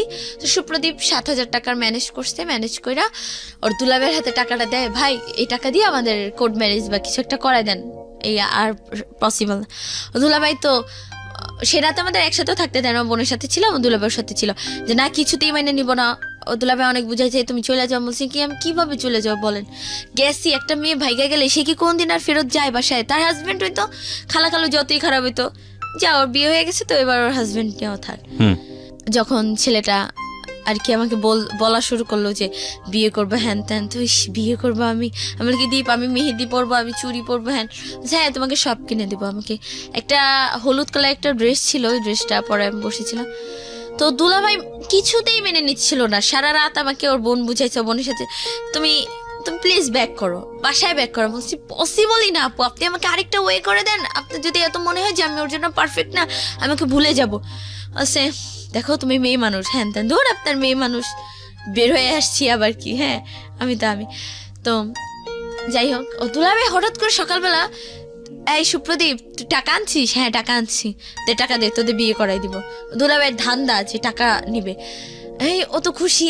আর ফ্রেন্ড কিরণও ছিল যে কি ভাই তোর দুলাভাই মাইনা নিল, মনে হয় তোর ওয়াইফ না হোক ওয়াইফ, যাই হোক ওকে মনে হয় পছন্দ হয়েছে। হ্যাঁ তো আমিও ভাবলাম যাক তাইলে মনে হয় ঠিকই আছে সবকিছু। তো ও মা একটু পর আমরা গল্প, হ্যাঁ ওইটা আবার কি, তো দীপ আর আমার তখন কিস হয়, মানে লাইফে ফার্স্ট। আমি এমন একটা মেয়ে যে আমাকে কোনোদিন কোনো ছেলে মানে কোনো ব্যাড টাচ পর্যন্ত করে নাই। ওকে, বুঝতে পেরেছি। হ্যাঁ, তারপর তো আধা ঘন্টা পরে কিছু সেন্টারের লোক আসলো, রিহ্যাব সেন্টারের লোক। হ্যাঁ, আয়শা এই তুমি সুপ্রদীপ খান? হ্যাঁ হ্যাঁ, ওকে নিয়ে গেল। আমি অনেক কান্না করছি, অনেক, যে প্লিজ ওকে ছেড়ে দেন। আমি পাটা ধরেও কান্না করছি, তাদের কেউ ছাড়ে নাই। ও বোন আমাকে একদম টানে নিয়ে ছিটকে, মানে খাটে বসেছিলাম, ছিটকে খাটে ফেলে দিল আর ওকে টান দিয়ে নিয়ে গেল। তুমি চুপচাপ বসো ওখানে। আমি কান্না করলাম, আমার মুখ টুক চেপে ধরলো, মানে এখানেও দেখি আরেক অবস্থা। তো ওর দুলাভাই আমাকে, ওই কিরণ ভাইয়াটা, আমি কিন্তু ভাইয়াটাকে চিনিও না। তার আগ পর্যন্ত তো তুমি জানতে না যে দীপ ছেলেটা নেশা করে? না। যখন রিহাবের লোকজন আসছে তখন তুমি কি মনে করছো? আমার পুলিশের লোক ধরে নিয়ে যাচ্ছে। আমরা তখন আমার বয়স কত, 16 তো এখন, তখন মনে হয় 15 বছর, 15.5 এরকম। কতদিন আগের ঘটনা? বছরখানেক আগের? না না না, 4-5-6 মাস এরকম। ওকে, তারপর কিরণ এখন আমাকে তার দুলাভাই কিরণের সাথে আমাকে পাঠিয়ে দিবে। কিরণ ছেলেটাকে আমি কখনো চিনি না, জানি না। আবার কিরণের নামে শুনলাম ওর মা নাকি ভালো না, ওর মা নাকি বিভিন্ন মেয়েদেরকে বিজনেস করে, তো এটা নাকি শুনলাম। তো আমি এই ছেলেটাকে আমি কিভাবে আমি ট্রাস্ট করবো? তো যাই হোক, বললো যে যাও তুমি ওর সাথে চলে যাও, আমি কিছু টাকা দিয়ে দিতে। সুপ্রদীপের টাকাগুলোও দিল না, যে ওই টাকাটা দিয়েও আমি হয়তো কিছু একটা করতে পারতাম। এই দুনিয়ায় টাকা যার সবই তার, ওই টাকাটাও দিল না। মাত্র 300 টাকা দিছে। টাঙ্গাইল থেকে ঢাকা আসতে কি 300 টাকা ভাড়া? এই দিয়া এই যাও যাও যাও তাড়াতাড়ি বের হও, বাসা থেকে বের করে দিছে। কানতে কানতে আসলাম। তো এরকম পাশাপাশি কিরণ আমি তো চলে আসলাম। ভাগ্য খারাপ, কিছুতেই লাইফে হ্যাপি হইতে পারি নাই। তা আসলাম। কার সঙ্গে আসলা ওই সময়টাতে? ওই যে ওই কিরণ ছেলেটা, এখন তার কোনো হয়ে নেই। তো আসলাম, এখন আইসা কিরণ ছেলেটা আমাকে নিয়ে মানে উল্টাপাল্টা কথা শুরু করে দিচ্ছে। এই তুমি আমাকে বিয়ে করবা? তোমাকে আমার খুব ভালো লাগছে, বিশ্বাস করো, তুমি আমাকে বিয়ে করো। হ্যাঁ, আমি তোমাকে অনেক খুশি রাখবো। হ্যান তেন। কি ব্যাপার, এত আমার থেকে সুযোগ নিচ্ছে? আমার এটা মনে হচ্ছে, কেন আমি কি খাবার যে আমি কারোর জন্য আমি ওয়েট করবো না? আমি বলছি দীপ আসবে কতদিনে? বলছে 2 বছর লাগবে। ও দুলাভাই বলছে 2 বছর। 2 বছর আমি কোথায় থাকবো? একটা মেয়ে মানুষ এমন আছে তো আমাকে কেউ মেরেও ফেলে দিতে পারে। কিরণ কি যে আমি বিশ্বাস করব তার কি কোনো গ্যারান্টি আছে? কিরণ নিজে আমার কিছু করবে না। আসার পরে এখানে কিরণ বাসের থেকে আমাকে উল্টাপাল্টা কথা বলা শুরু, জাস্ট আমি অনেক সেফলি ছিলাম, ভালো। তো তুমি আমাকে বিয়ে করবে? তুমি একটাই কথা, গায়ে হাত দেয় না, বাট বিয়ে করবে কিনা, মানে ও আমাকে পাবেই, বিয়ে করবেই না। তো আমি বলছি কি পল্টন আমার একটা ভাইয়ের বাসা, তো পল্টন, স্বপন নাম, স্বপন পলি ভাই ভাবি। তো এখানে ব্যাক করলাম। আমি মনে করছি কি যাক ফ্যামিলিতে ওখানে গেলে ভাইয়া মনে হয় কিছু একটা করে দিবে, যে যাক বোন তুই আসছিস, ওকে একটা জব দিয়ে দিই, তুই তোর মতো থাক। না, ভাইয়া ও ডাইরেক্ট খালা খালুকে ফোন দিল, আসলো, বাড়িয়ালি ছিল তাদের, আইসা সবাই মিলে আমাকে মারলো। সবাই আমাকে এক নামে চিনতো, আমাদের স্কুল ওইদিকে সবাই বৈশাখী। আর এখন আমাকে সবাই বাজে নামে চিনে। এই মেয়েটা তো ভাইগা গেছিল, এই মেয়েটার লাইফ শেষ, এই শেষ সেই শেষ। কোনো একটা দোকানে গেলাম, তুমি না ভাইগা গেছিলা?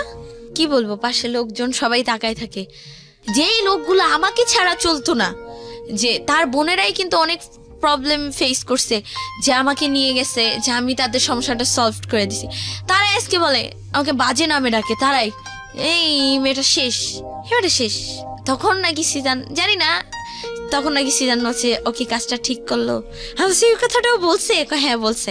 আমি আমি যদি সিজানের কাছে যাইতে পারতাম, বলেও না তুই ভাইগা গেছিলি, তুই আবার সিজানের কাছে যাবি, ওর যেই মা। তো এরকম বাসা থেকে প্রচুর টর্চার করতেছে, উঠতে বসতে খোটা, তুই ভাইগা গেছিলি, তোর জন্য মুখ দেখাইতে পারি না, মান সম্মান সব শেষ, আমাদের সব শেষ, সব এরকম ভাবে বলতো। কেউ যদি আমাকে দেখে ভালো লেগে আসতো, তাও যদি সে শুনতো যে ভাইগা গেছি, ক্যান্সেল, রিজেক্ট করে দিতে, বিয়ে হবে না। তো এখন আমার ফ্রেন্ডরা বলতেছে যেই ছেলের জন্য তো লাইফটা শেষ হয়েছে, আসার পরে তুই সেই ছেলেটার কাছে যাবি, মানে দীপের কাছে। তো আমি 2 বছর কিভাবে ওয়েট করবো? তো শান্তাকে বললাম, তো বললো দেখি দোষ, তখন আমি এসএসসি পরীক্ষাটা দেই নাই, দেখি দোষ আমি কিছু একটা ম্যানেজ করি। তো আমি যখন বসেছিলাম, তো বাবু নামের একটা ছেলের সাথে আমার কথা হয়, সেটা হচ্ছে কিরণের ফ্রেন্ড। তো ওই ছেলেটা আবার আমাকে বলে কি, আপু আমি তোমাকে বোন বললাম, তুমি আমার কাছে আসো, আমি তোমার একটা ব্যবস্থা করে দেবো। তো নাই মামা থেকে কানা মামা অনেক ভালো, চিনি না জানি না, একেও আমি কোনোদিন দেখি নাই, তার বয়সই শুধু শুনছি, তার কিছুই জানি না। তো যাই হোক গেলাম, যাওয়ার পরে ওই ছেলেটা আমাকে দেখে মানে ফিদা হয়ে গেছে, কোনোদিন মনে হয় মেয়েই দেখে নাই। আর আমি খুব মডার্ন ছিলাম, ওয়েস্টার্ন ভাবে গেলাম, দেখা আমি আজকের রাতের ভিতর তোমাকে রেজিস্ট্রি করবো। এটা পসিবল না, এটা ইম্পসিবল, আমি কিভাবে তোকে বিয়ে করব? না এটা পসিবল। তো আমাকে নিয়ে গেল তার বাসায় মানে তার মামির বাসায়, তার মামির সাথে রাখলো। ওই ছেলেটা আবার বদনাম ছড়াইলো কি সব দিক দিয়ে, ও আমার বউ আমার সাথে রাতে থাকছে, হ্যান ত্যান বদনাম ছড়াই দিল। তো আমার খালা আবার ফোন দিয়ে জিজ্ঞেস করলো, খালা আবার নাম্বার ছিল যে ও কি তোমার কাছে বাবা? বলছে হ্যাঁ, ওর সাথে তো আমি রাত্রে ঘুমাইছি, হ্যাঁ মানে আজে বাজে কথা শুরু করলো। তো বলছে যাক মনে হয় তাহলে ও বিয়ে করে ফেলছে, যাক আর খবর নিব না। কিরণ আবার আমার একটা হেল্প করলো, কি বললো কি তুমি এখান থেকে বাঁচতে চাও? আমি বলছি হ্যাঁ বাঁচতে চাই। বলছে আমার একটা ভাই আছে নাম বিল্লাল, বাউবাজার স্ট্যান্ডে কাজ করে হেল্পারে, তো তুমি ওইখানে তার বাসায় চলে যাও, তার সে ওরকম ভাইকে বিয়ে করছে, একটা বেবি আছে তার ছেলে তানভীর নাম, তো তুমি ওখানে যাও, গিয়ে দেখো যে সে তোমাকে একটা জব টব দিয়ে দিবে। তো আল্লাহ যাকেই মনে হয় স্বপ্ন, আমার স্বপ্ন বলতে ওই যে জব করবো নিজের মতো থাকবো, ওইটাই আর কি আমার স্বপ্ন বলে। তো যাই হোক গেলাম, যাওয়ার পরে ওই ছেলেটা আমাকে বলতেছে আপু তুমি তো আসছো আমার বোনের মতো। যাই হোক ওই বাবু ছেলেটা আবার তুমি আমার বউকে ভাগাই নিয়ে আসছো। বউ বলতে কি তুমি, আমি যে মেয়েটার আমি আবার আমি যখন আসছিলাম খালার গয়নাগাটি নিয়ে আসছিলাম আবার, মানে আমার তো মানে দীপের সঙ্গে যখন পালাইছিলে তখন গয়নাগাড়িগুলো নিয়ে আসছিল না, তখন নিয়ে এসে নাই, বাবুর সাথে যখন আসছিলাম তখন গয়নাগাটি নিয়ে। দীপের পরে বাবুর সঙ্গে যখন পালিয়েছো? পালাই নাই, মানে যে হেল্পের জন্য আশ্রয় দেবে, পালানো বলে না, মানে চলে আসছিলাম একটা হেল্পের। থাকবো না খালার সঙ্গে? হ্যাঁ থাকবো না। তো এটা এক ধরনের বাসা থেকে বের হয়ে যাওয়াই তো? হ্যাঁ ওই পালাই যাওয়াই বলে। ওকে, তো এটার সময় খালার বাড়ি থেকে তার সব গয়নাগাটি নিয়ে আসি। একটা বিষয় নোট করবেন প্রিয় শ্রোতা, ওর লাভ বলেন বা বয়সন্ধিকালের এক ধরনের এফেকশন বলেন, ইমোশন বলেন, সেটা ছিল মূলত সেজানের প্রতি। সেজান না কি জিসান? সিজানের প্রতি। সেজানের থেকে টার্ন করলো হলো দ্বীপের প্রতি, সুদীপ বা সুপ্রদীপ, এই দ্বীপের প্রতি। এবং দ্বীপটা আলটিমেটলি ওর সে অর্থে লাভ ছিল না, কারণ ওর বাসার মধ্যে যত ধরনের প্রবলেম হচ্ছিল সেই প্রবলেমগুলো থেকে বের হওয়ার জন্য সামহাও দ্বীপকে আশ্রয় মনে করতো, এবং দ্বীপ ওকে মোটিভেট করছিল সেই জায়গাটি থেকে। এই জায়গাটা থেকে বের হয়ে আসার পরে ওর লাইফে সবচেয়ে বড় দুর্ঘটনাটা যেটা বলা হয়, সারাউন্ডিংয়ে ও কালার হয়ে গেল, যেটা হয় আমাদের সমাজে। মেয়েরা এরকম একটা কোনো কিছু করলে ওই মেয়ে সমাজে মুখ দেখাতে পারে না, ওই মেয়ের পরিবারের লোকজনরা দেখাতে পারে না, ওর ক্ষেত্রেও সেটাই হয়েছে। এবং তখনও এসকেপ করার চেষ্টা করছিল যে বাসা থেকে যেভাবেই হোক না কেন আমাকে বের হয়ে গিয়ে একটা মানে নিঃশ্বাস নেওয়ার মতো একটা জায়গায় থেকে আমাকে একটা সুন্দর জীবনযাপন, যদি আমি একটু হলেও নিঃশ্বাস নিতে পারি। তো সেই জন্য সে আরেকটা ছেলের হাত ধরলো, এবং সেই ছেলেটা মোটেও তার লাভ ছিল কিনা আমি জানি না, তবে ছিল কি না লাভ ছিল না। এবং সেই ছেলেটার কাছে যখন সে আসলো তখন সে খালার গয়নাগাটি সাথে করে নিয়ে আসলো। কত টাকার গয়নাগাটি বা কি নিয়েছিলে তুমি? 2 লাখ টাকার গয়না হবে।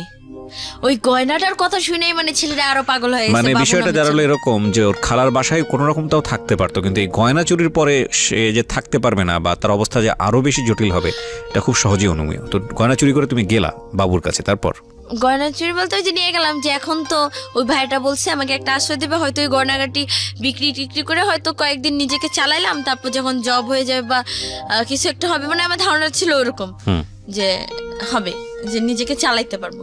তো ওই ছেলেটাই আরো চোরের উপরে বাটপারি আর কি বলে, ওই ছেলেটাই আর কি চাচ্ছে যে ফিটিং দেওয়া হলে আমার গয়নাগুলো নিয়ে যাবে। মানে এখন ছেলেটার টার্গেট আগে ছিলাম আমি, আমাকে তো পাই নাই, এখন মানে গয়নাগুলোর উপরে টার্গেট, ওই গয়নাগুলোর জন্য আর কি আমি পিছে ছাড়তেছে না। এখন এই গয়না দেখেই আমাকে বিল্লাল বউ আর কি নাকি আশ্রয় দিছে, এটা আমি জানছি। তো দেয়, এখন তাদের লোক, আমার খালার 2টা বালা ছিল, চেন, মোটামুটি অনেক কিছুই ছিল, 2 লাখ টাকার গয়না। তো এসবের প্রতি সবার মোটামুটি নজর পড়ে যায়, কিরণের নজর পড়ে যায়। কিরণ তখন আবার বলে কি কিরণ তখন আবার ওর ভাইকে ওভারটেক করে আবার সে আগের মতো আমি তোমাকে বিয়ে করব, দেখো আমি তোমাকে এখন একদম রেলি বিয়ে করবো। আমি বলছি তাহলে তখন রেলি বিয়ে করতে চাও নাই? ও তখন যাই সিএম দিয়ে, আর এখন যাচ্ছি মন থেকে। আমি বলছি তখনও যখন চাও না এখনও চাও না, এটা পসিবল না। তো যাই হোক এখন তো ওই ভাইটাও বলতেছে এখন বোন তুমি কি করবা, তো ওই ছেলেটা তো সবে তোমাকে ডিস্টার্ব করতেছে, তাদের গ্রামের বাড়ি হচ্ছে বিক্রমপুর, চলো আমি তোমাকে বিক্রমপুর নিয়ে যাই, তুমি আমার ওখানে আমার বোন আছে তার সাথে তুমি কয়েকদিন থাকো। আমার এখানে নিয়ে যাই, তার এক মামাতো ভাই আবার আমাকে পছন্দ করে, এখন ভাবতেছে এই যে এই গয়নাগুলা নিতে পারবে সে, আবার ওই মামাতো ভাইও মানে আমাকে বিয়ে করার বদলে তাকে অনেক কিছু আর কি দিতে চাইছে। তো সেই লোভে সে তার কাছে বিয়ে দিয়ে দিবে। ছেলেটা দেখতেও অতটা ভালো কি, আমি ছেলেটাকে চিনিও না, সে আমার সম্বন্ধে জানে।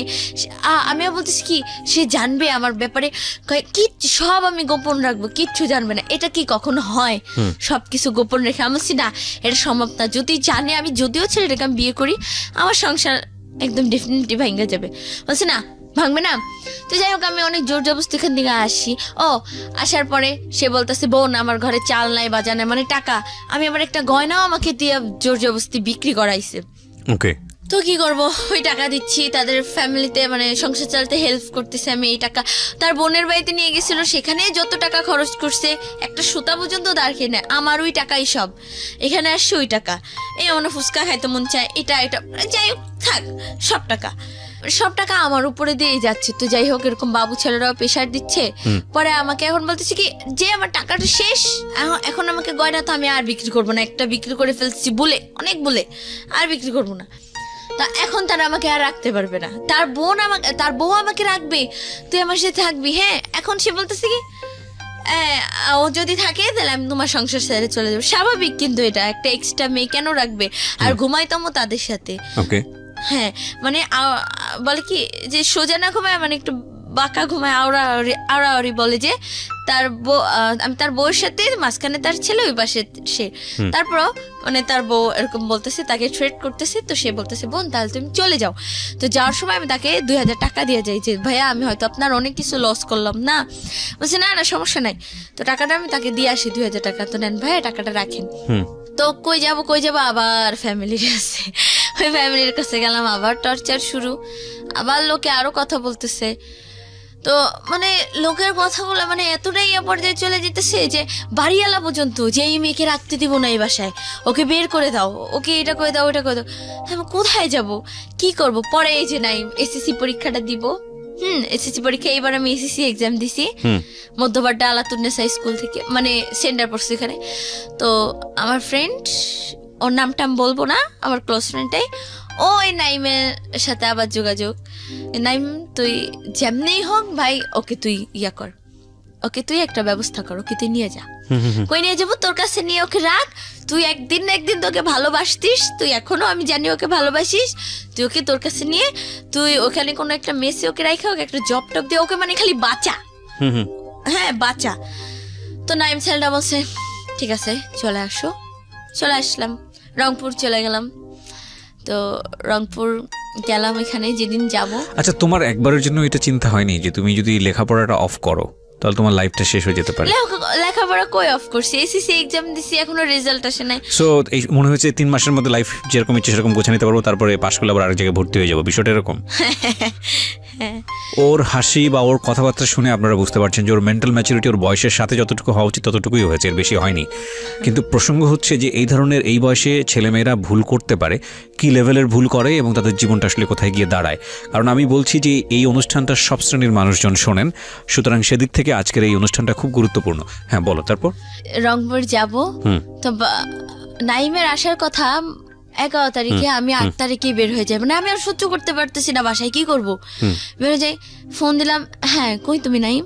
কেন? রংপুরে। আমি আসতেছি। হ্যাঁ আসতেছি মানে কি বলো এগুলা? মানে ওর মাথায় একদম আকাশ ভেঙে পড়ছে। দাও দাও দাও দাও, আমি তোমাকে কল্যাণপুরের ধানমন্ডি ওখানে দুইটা, ওই দিনে আবার নাইমের বেস্ট ফ্রেন্ড নাহিদ আসে ঢাকা, মানে ঢাকা বলতে রংপুর যায় ঢাকা থেকে। তো আমি ওর সাথে গেলাম। আপেল ভাইয়া নামের একটা ভাইয়া ছিল, আমাকে খুব হেল্প করছে যাওয়ার সময়। নাইম আবার কি করছে, তোমার কাছে টাকা আছে? আমি বলছি কোত্থেকে? আমার কাছে তখন টাকা টোকা কিছুই ছিল না। বিকাশে টাকা পাঠাইলো, আমার যাওয়ার ভাড়া, আমার ওখানে যে কি বলে ফুড ভিলেজ, ওখানে নাইমা খাওয়া দাওয়া, রাতের খাবার দাবারের খরচ সব কিছু পাঠানোর পর আমি রংপুর যাচ্ছি। তো মাঝখানে সমস্যা হলো কি, যে বাসে যাব, যে বাসে আমার বাসের নাম্বার হচ্ছে 170।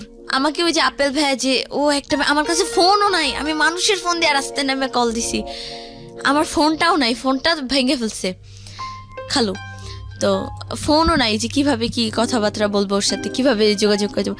তো এখন ওই ভাইয়াটা মিস্টেক করছে কি, যে ওই 107 ও 170 আমাকে ওই গাড়িতেই উঠাই দিছে ওর বেস্ট ফ্রেন্ড নাহিদের সাথে, নাইমে।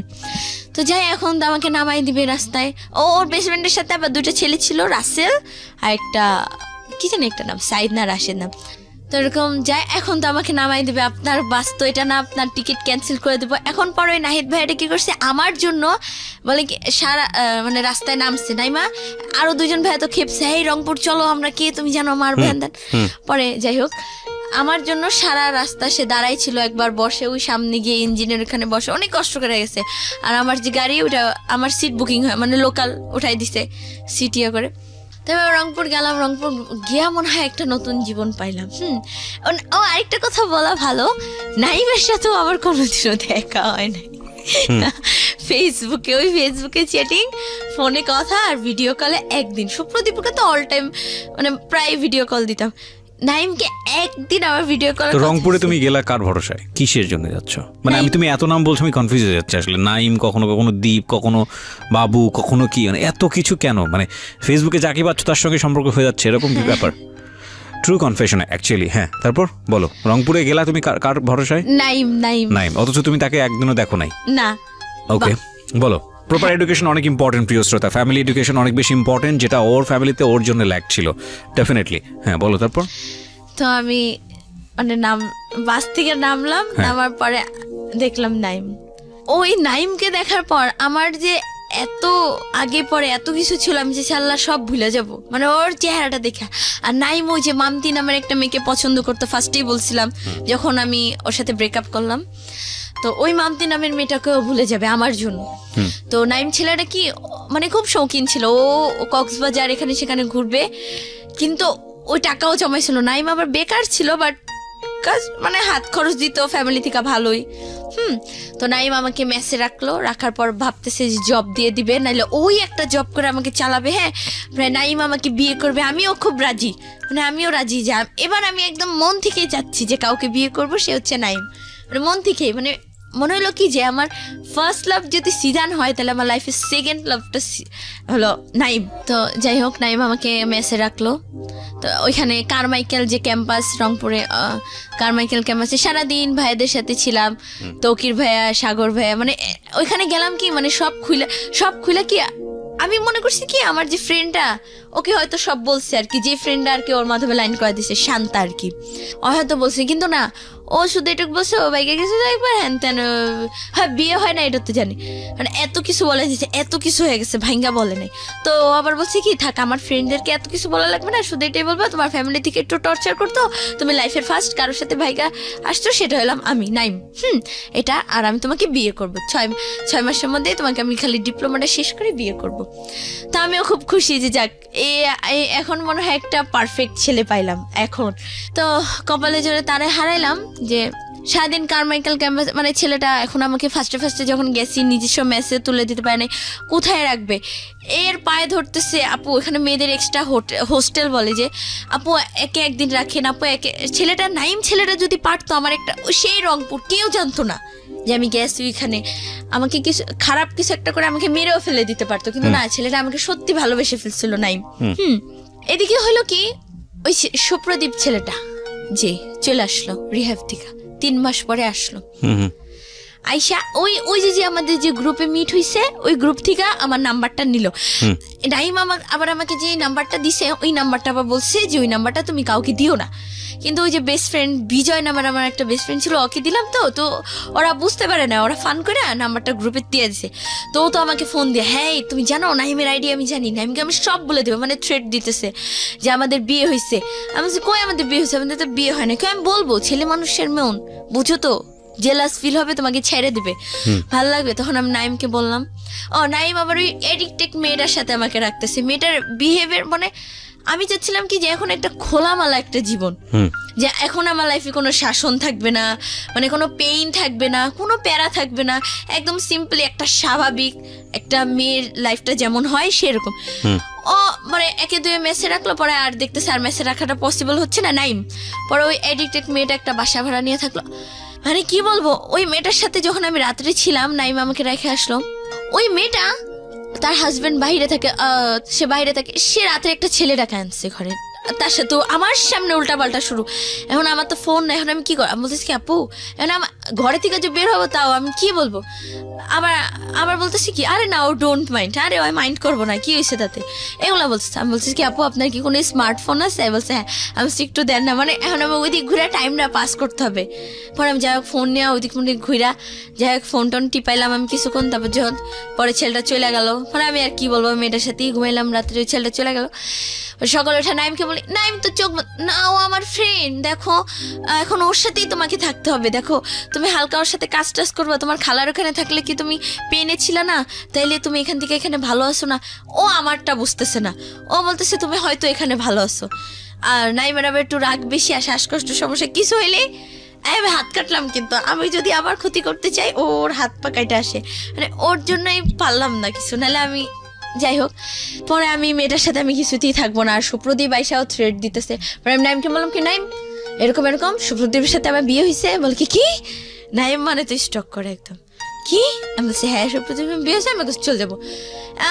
বদনাম যে ওর সাথেই গেছিলাম, থাকা ওর সাথেই চলে যাই। তো যাই হোক গেলাম, তো সুপ্রদীপ আমাকে নাইম টাকা দিল, আবার টাকা পয়সা দিয়া আমাকে বাসের টিকিট কেটে দিল যাওয়ার সময়। আমার দিকে একটু ফিরা তাকাইলেই কষ্ট লাগে, মানে ও কান্না করে, সাগর ভাই সবাইকে জয় ধরে কান্দাছি, ভাইয়া আমি চলে যাব। সবাই এখন তো সবার কাছে যে হাইডে রাখছে ব্যাপারটা, যে বলা যাবে না ওর এত কাহিনী।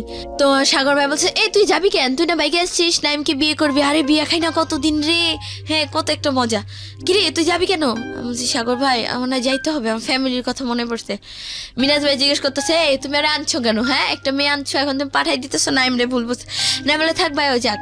গেলাম ঢাকায় গেলাম, ও সুপ্রদীপ বলতেছে তুমি আমার কাছে আসে, আবার তুমি আমার কাছে চলে আসো, আমি তোমার সব খরচ দিব, আমি তোমাকে বিয়ে করব। গেলাম রংপুর থেকে ঢাকা আসতে অনেক টাইম লাগে, 8-9 ঘন্টা। রাতে 11টার গাড়িতে উঠছি, সকাল 9টার সময় নামছি গাড়ি থেকে, পুরাই টায়ার্ড। আসলাম আবার বাবুবাজার আসলাম, বাবুবাজার আসা দীপকে ফোন দিলাম, দীপ কই তুমি? আসলো, আচ্ছা বলে কি আমি তো তোমাকে শুধু দেখতে চাইছিলাম, আমি তো তোমাকে আনতে চাইনি। এটা একটা কথা, এটা একটা কথা দীপ। আচ্ছা হ্যাঁ কি, আমি তোমাকে শুধু আনতে চাইছি, মানে দেখতে চাই, আমি তোমাকে আনতে চাই নাই তো। ও নগদ পোল্টি, কি করব এখন? আমার তখন এমন কেউ নাই আমি তাকে ফোন দিয়ে বলবো ভাই আমাকে একটু আশ্রয় দেন কোথাও। হ্যাঁ আশ্রয় কেন দিবে না, আমি একটু যুবতী মেয়ে, দিবে কিন্তু ওই যে সুযোগে সৎ ব্যবহার করার জন্য সবাই। তো এই কথাগুলো ভাবি কার কাছে যাব। আবার নাইমকে আমি ফোন দিয়ে বললাম, নাইম বলে কি তুমি সোজা তুমি চলে আসো রংপুর। হ্যাঁ নাইমের এক কথা, তুমি রংপুর চলে আসো, আমি তোমাকে ওই ছেলের এখনই সুপ্রদীপ বলে কি, আমি না তোমাকে একা ছাড়বো না, আমিও না তোমার সাথে রংপুর যাবো, টাকাটা কি ওর বাবা দিবে? হ্যাঁ এমন একটা অবস্থা।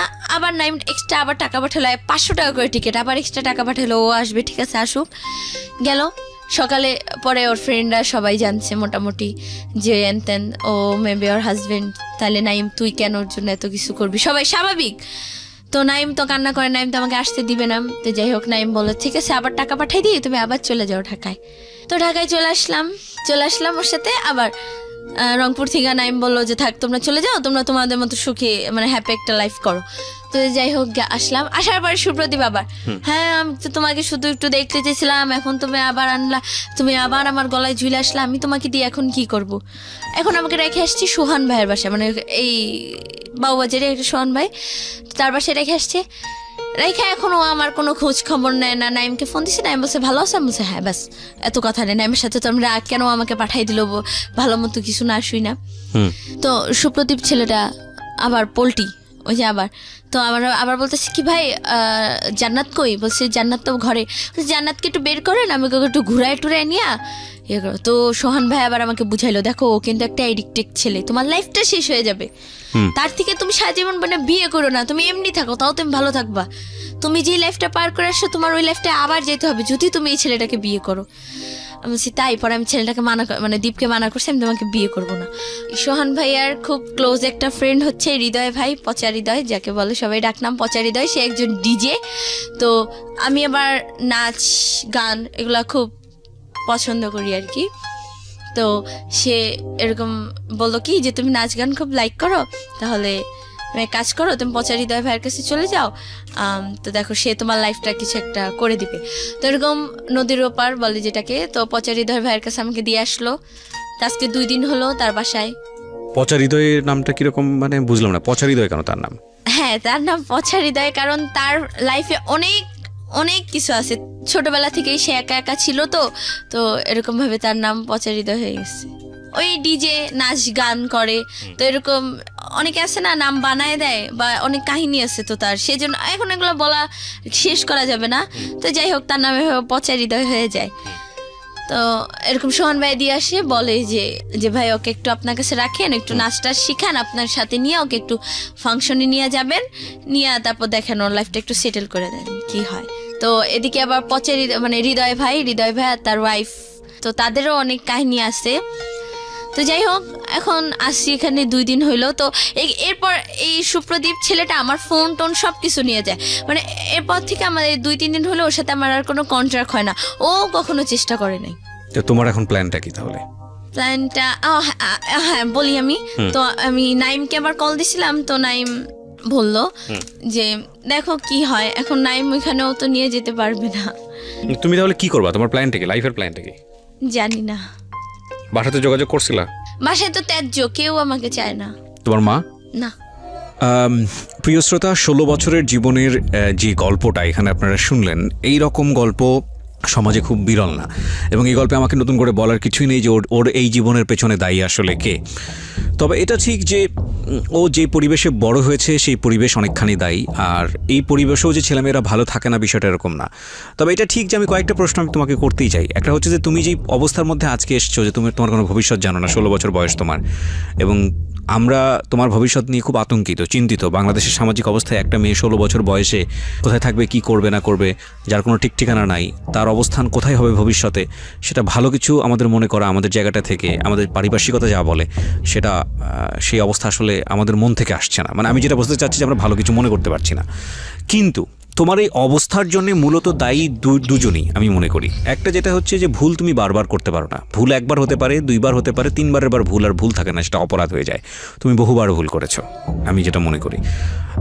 তবে এই ভুলের মধ্যে তোমাকে ঠেলে দেওয়া হয়েছে, তোমার ফ্যামিলি তোমাকে ঠেলে দিয়েছে, এবং তোমার খালু তোমার কথা যদি বিশ্বাস করে নেই, তারা যেই অবস্থার মধ্যে তোমাকে রেখেছে সেটা তোমার জন্য কাঙ্ক্ষিত না, এবং সেটার জন্য তুমি ফ্যামিলির থেকে স্কেপ করাটাও উচিত হয় নাই। কারণ তুমি মনে করেছো যে পরিবার থেকে বের হয়ে একটু সুখ খুঁজে নেই মানুষের মধ্যে।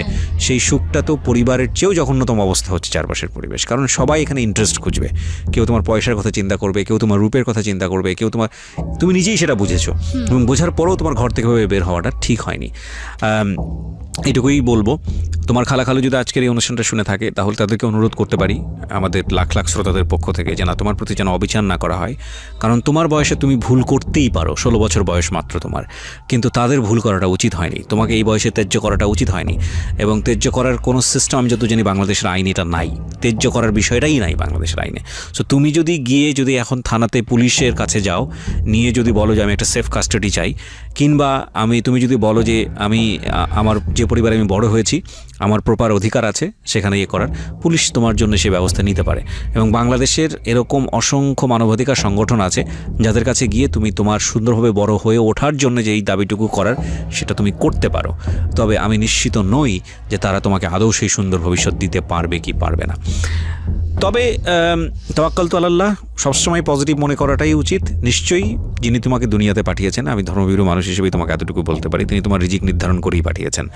তবে কোনো ভুল না করাটাই উচিত হবে এরপরে। তুমি যে অবস্থায় আছো না কেন, যার কাছে আছো না কেন, সে ভালো মানুষ হোক, তোমার প্রতি ভালো আচরণ করুক, সেটা আমি চাইব। কিন্তু এটা ঠিক যে এর চেয়েও ভয়ানক কিছু হতে পারে তোমার জীবনে। তুমি সে রাস্তাতেই পা বাড়িয়েছো, এবং সে ভয়ানক কিছুটা যাতে না আসে সেজন্যই আজকের এই সিক্রেটসে তোমাকে আমি তুলে ধরলাম। আমি শুধু একটা কথাই বলি, যত অবস্থাই খারাপ হোক না কেন, যতই হোক না কেন, পরিবার একটা ছেলে মেয়ের বড় হওয়ার শেষ আশ্রয়স্থল। পরিবারের জায়গাটাকে ঘোলাটে করে কোনোভাবেই এমন কোনো সিদ্ধান্ত নেওয়া উচিত না যতক্ষণ না পর্যন্ত আপনি নিজের পায়ে দাঁড়াতে পারছেন, যতক্ষণ না পর্যন্ত আপনার নিজেকে নিজে বিয়ার করার মতো ক্যাপাবিলিটিস আছে, ততক্ষণ পর্যন্ত পরিবারকে বর্জন করে এমন কোনো সিদ্ধান্তই নেওয়া উচিত না যেটা আপনাকে বিপদের মুখে ঠেলে দেবে। মেয়ে হলে তো আরও বেশি বিপদ, আমাদের সামাজিকতা সেটাই বলে। প্রিয় শ্রোতা, আজকের এই সিক্রেটসের আমরা আজকে জান্নাতকে বা বৈশাখীকে তুলে ধরলাম। আমরা বিশ্বাস করি অনেক বৈশাখী হয়তো বা আজকের এই গল্পটা শোনার পরে নিজেদেরকে শুধরে নেবে, এবং বৈশাখীকে যারা বড় করছেন তাদের ফ্যামিলিতে যদি বৈশাখীর মতো হয়ে থাকে, আমাদের আজকের বৈশাখীর মতো, তার প্রতি প্রপার জাস্টিস করুন। কারণ আপনারা মনে করতে পারেন যে ও একটা ছোট বাচ্চা, ওর আচরণ কেন এরকম হবে। এখানে অবশ্যই মনে রাখা উচিত সব বাচ্চার আচরণ একরকম হয় না, এবং প্রত্যেকটা বাচ্চার মধ্যেই ভালো মন্দ গুণাবলী আছে। অনেক সময় দেখবেন ওদের আচরণ পছন্দনীয় হচ্ছে না, কিন্তু আপনি অবাক হয়ে যাবেন যার আচরণ পছন্দ হচ্ছে না তার যদি ভালো গুণগুলো জানেন। সো ফাইন্ড আউট করার চেষ্টা করুন যে ওদের মধ্যে ভালো গুণটা কী আছে এবং সেটাকে পেট্রোনাইজ করুন। সো আজকের মধ্যে এখানেই শেষ করছি প্রিয় শ্রোতা। আগামী রবিবার রাত 11টায় আমার সঙ্গে আবারও দেখা হবে। সে পর্যন্ত সবাই অনেক ভালো থাকুন।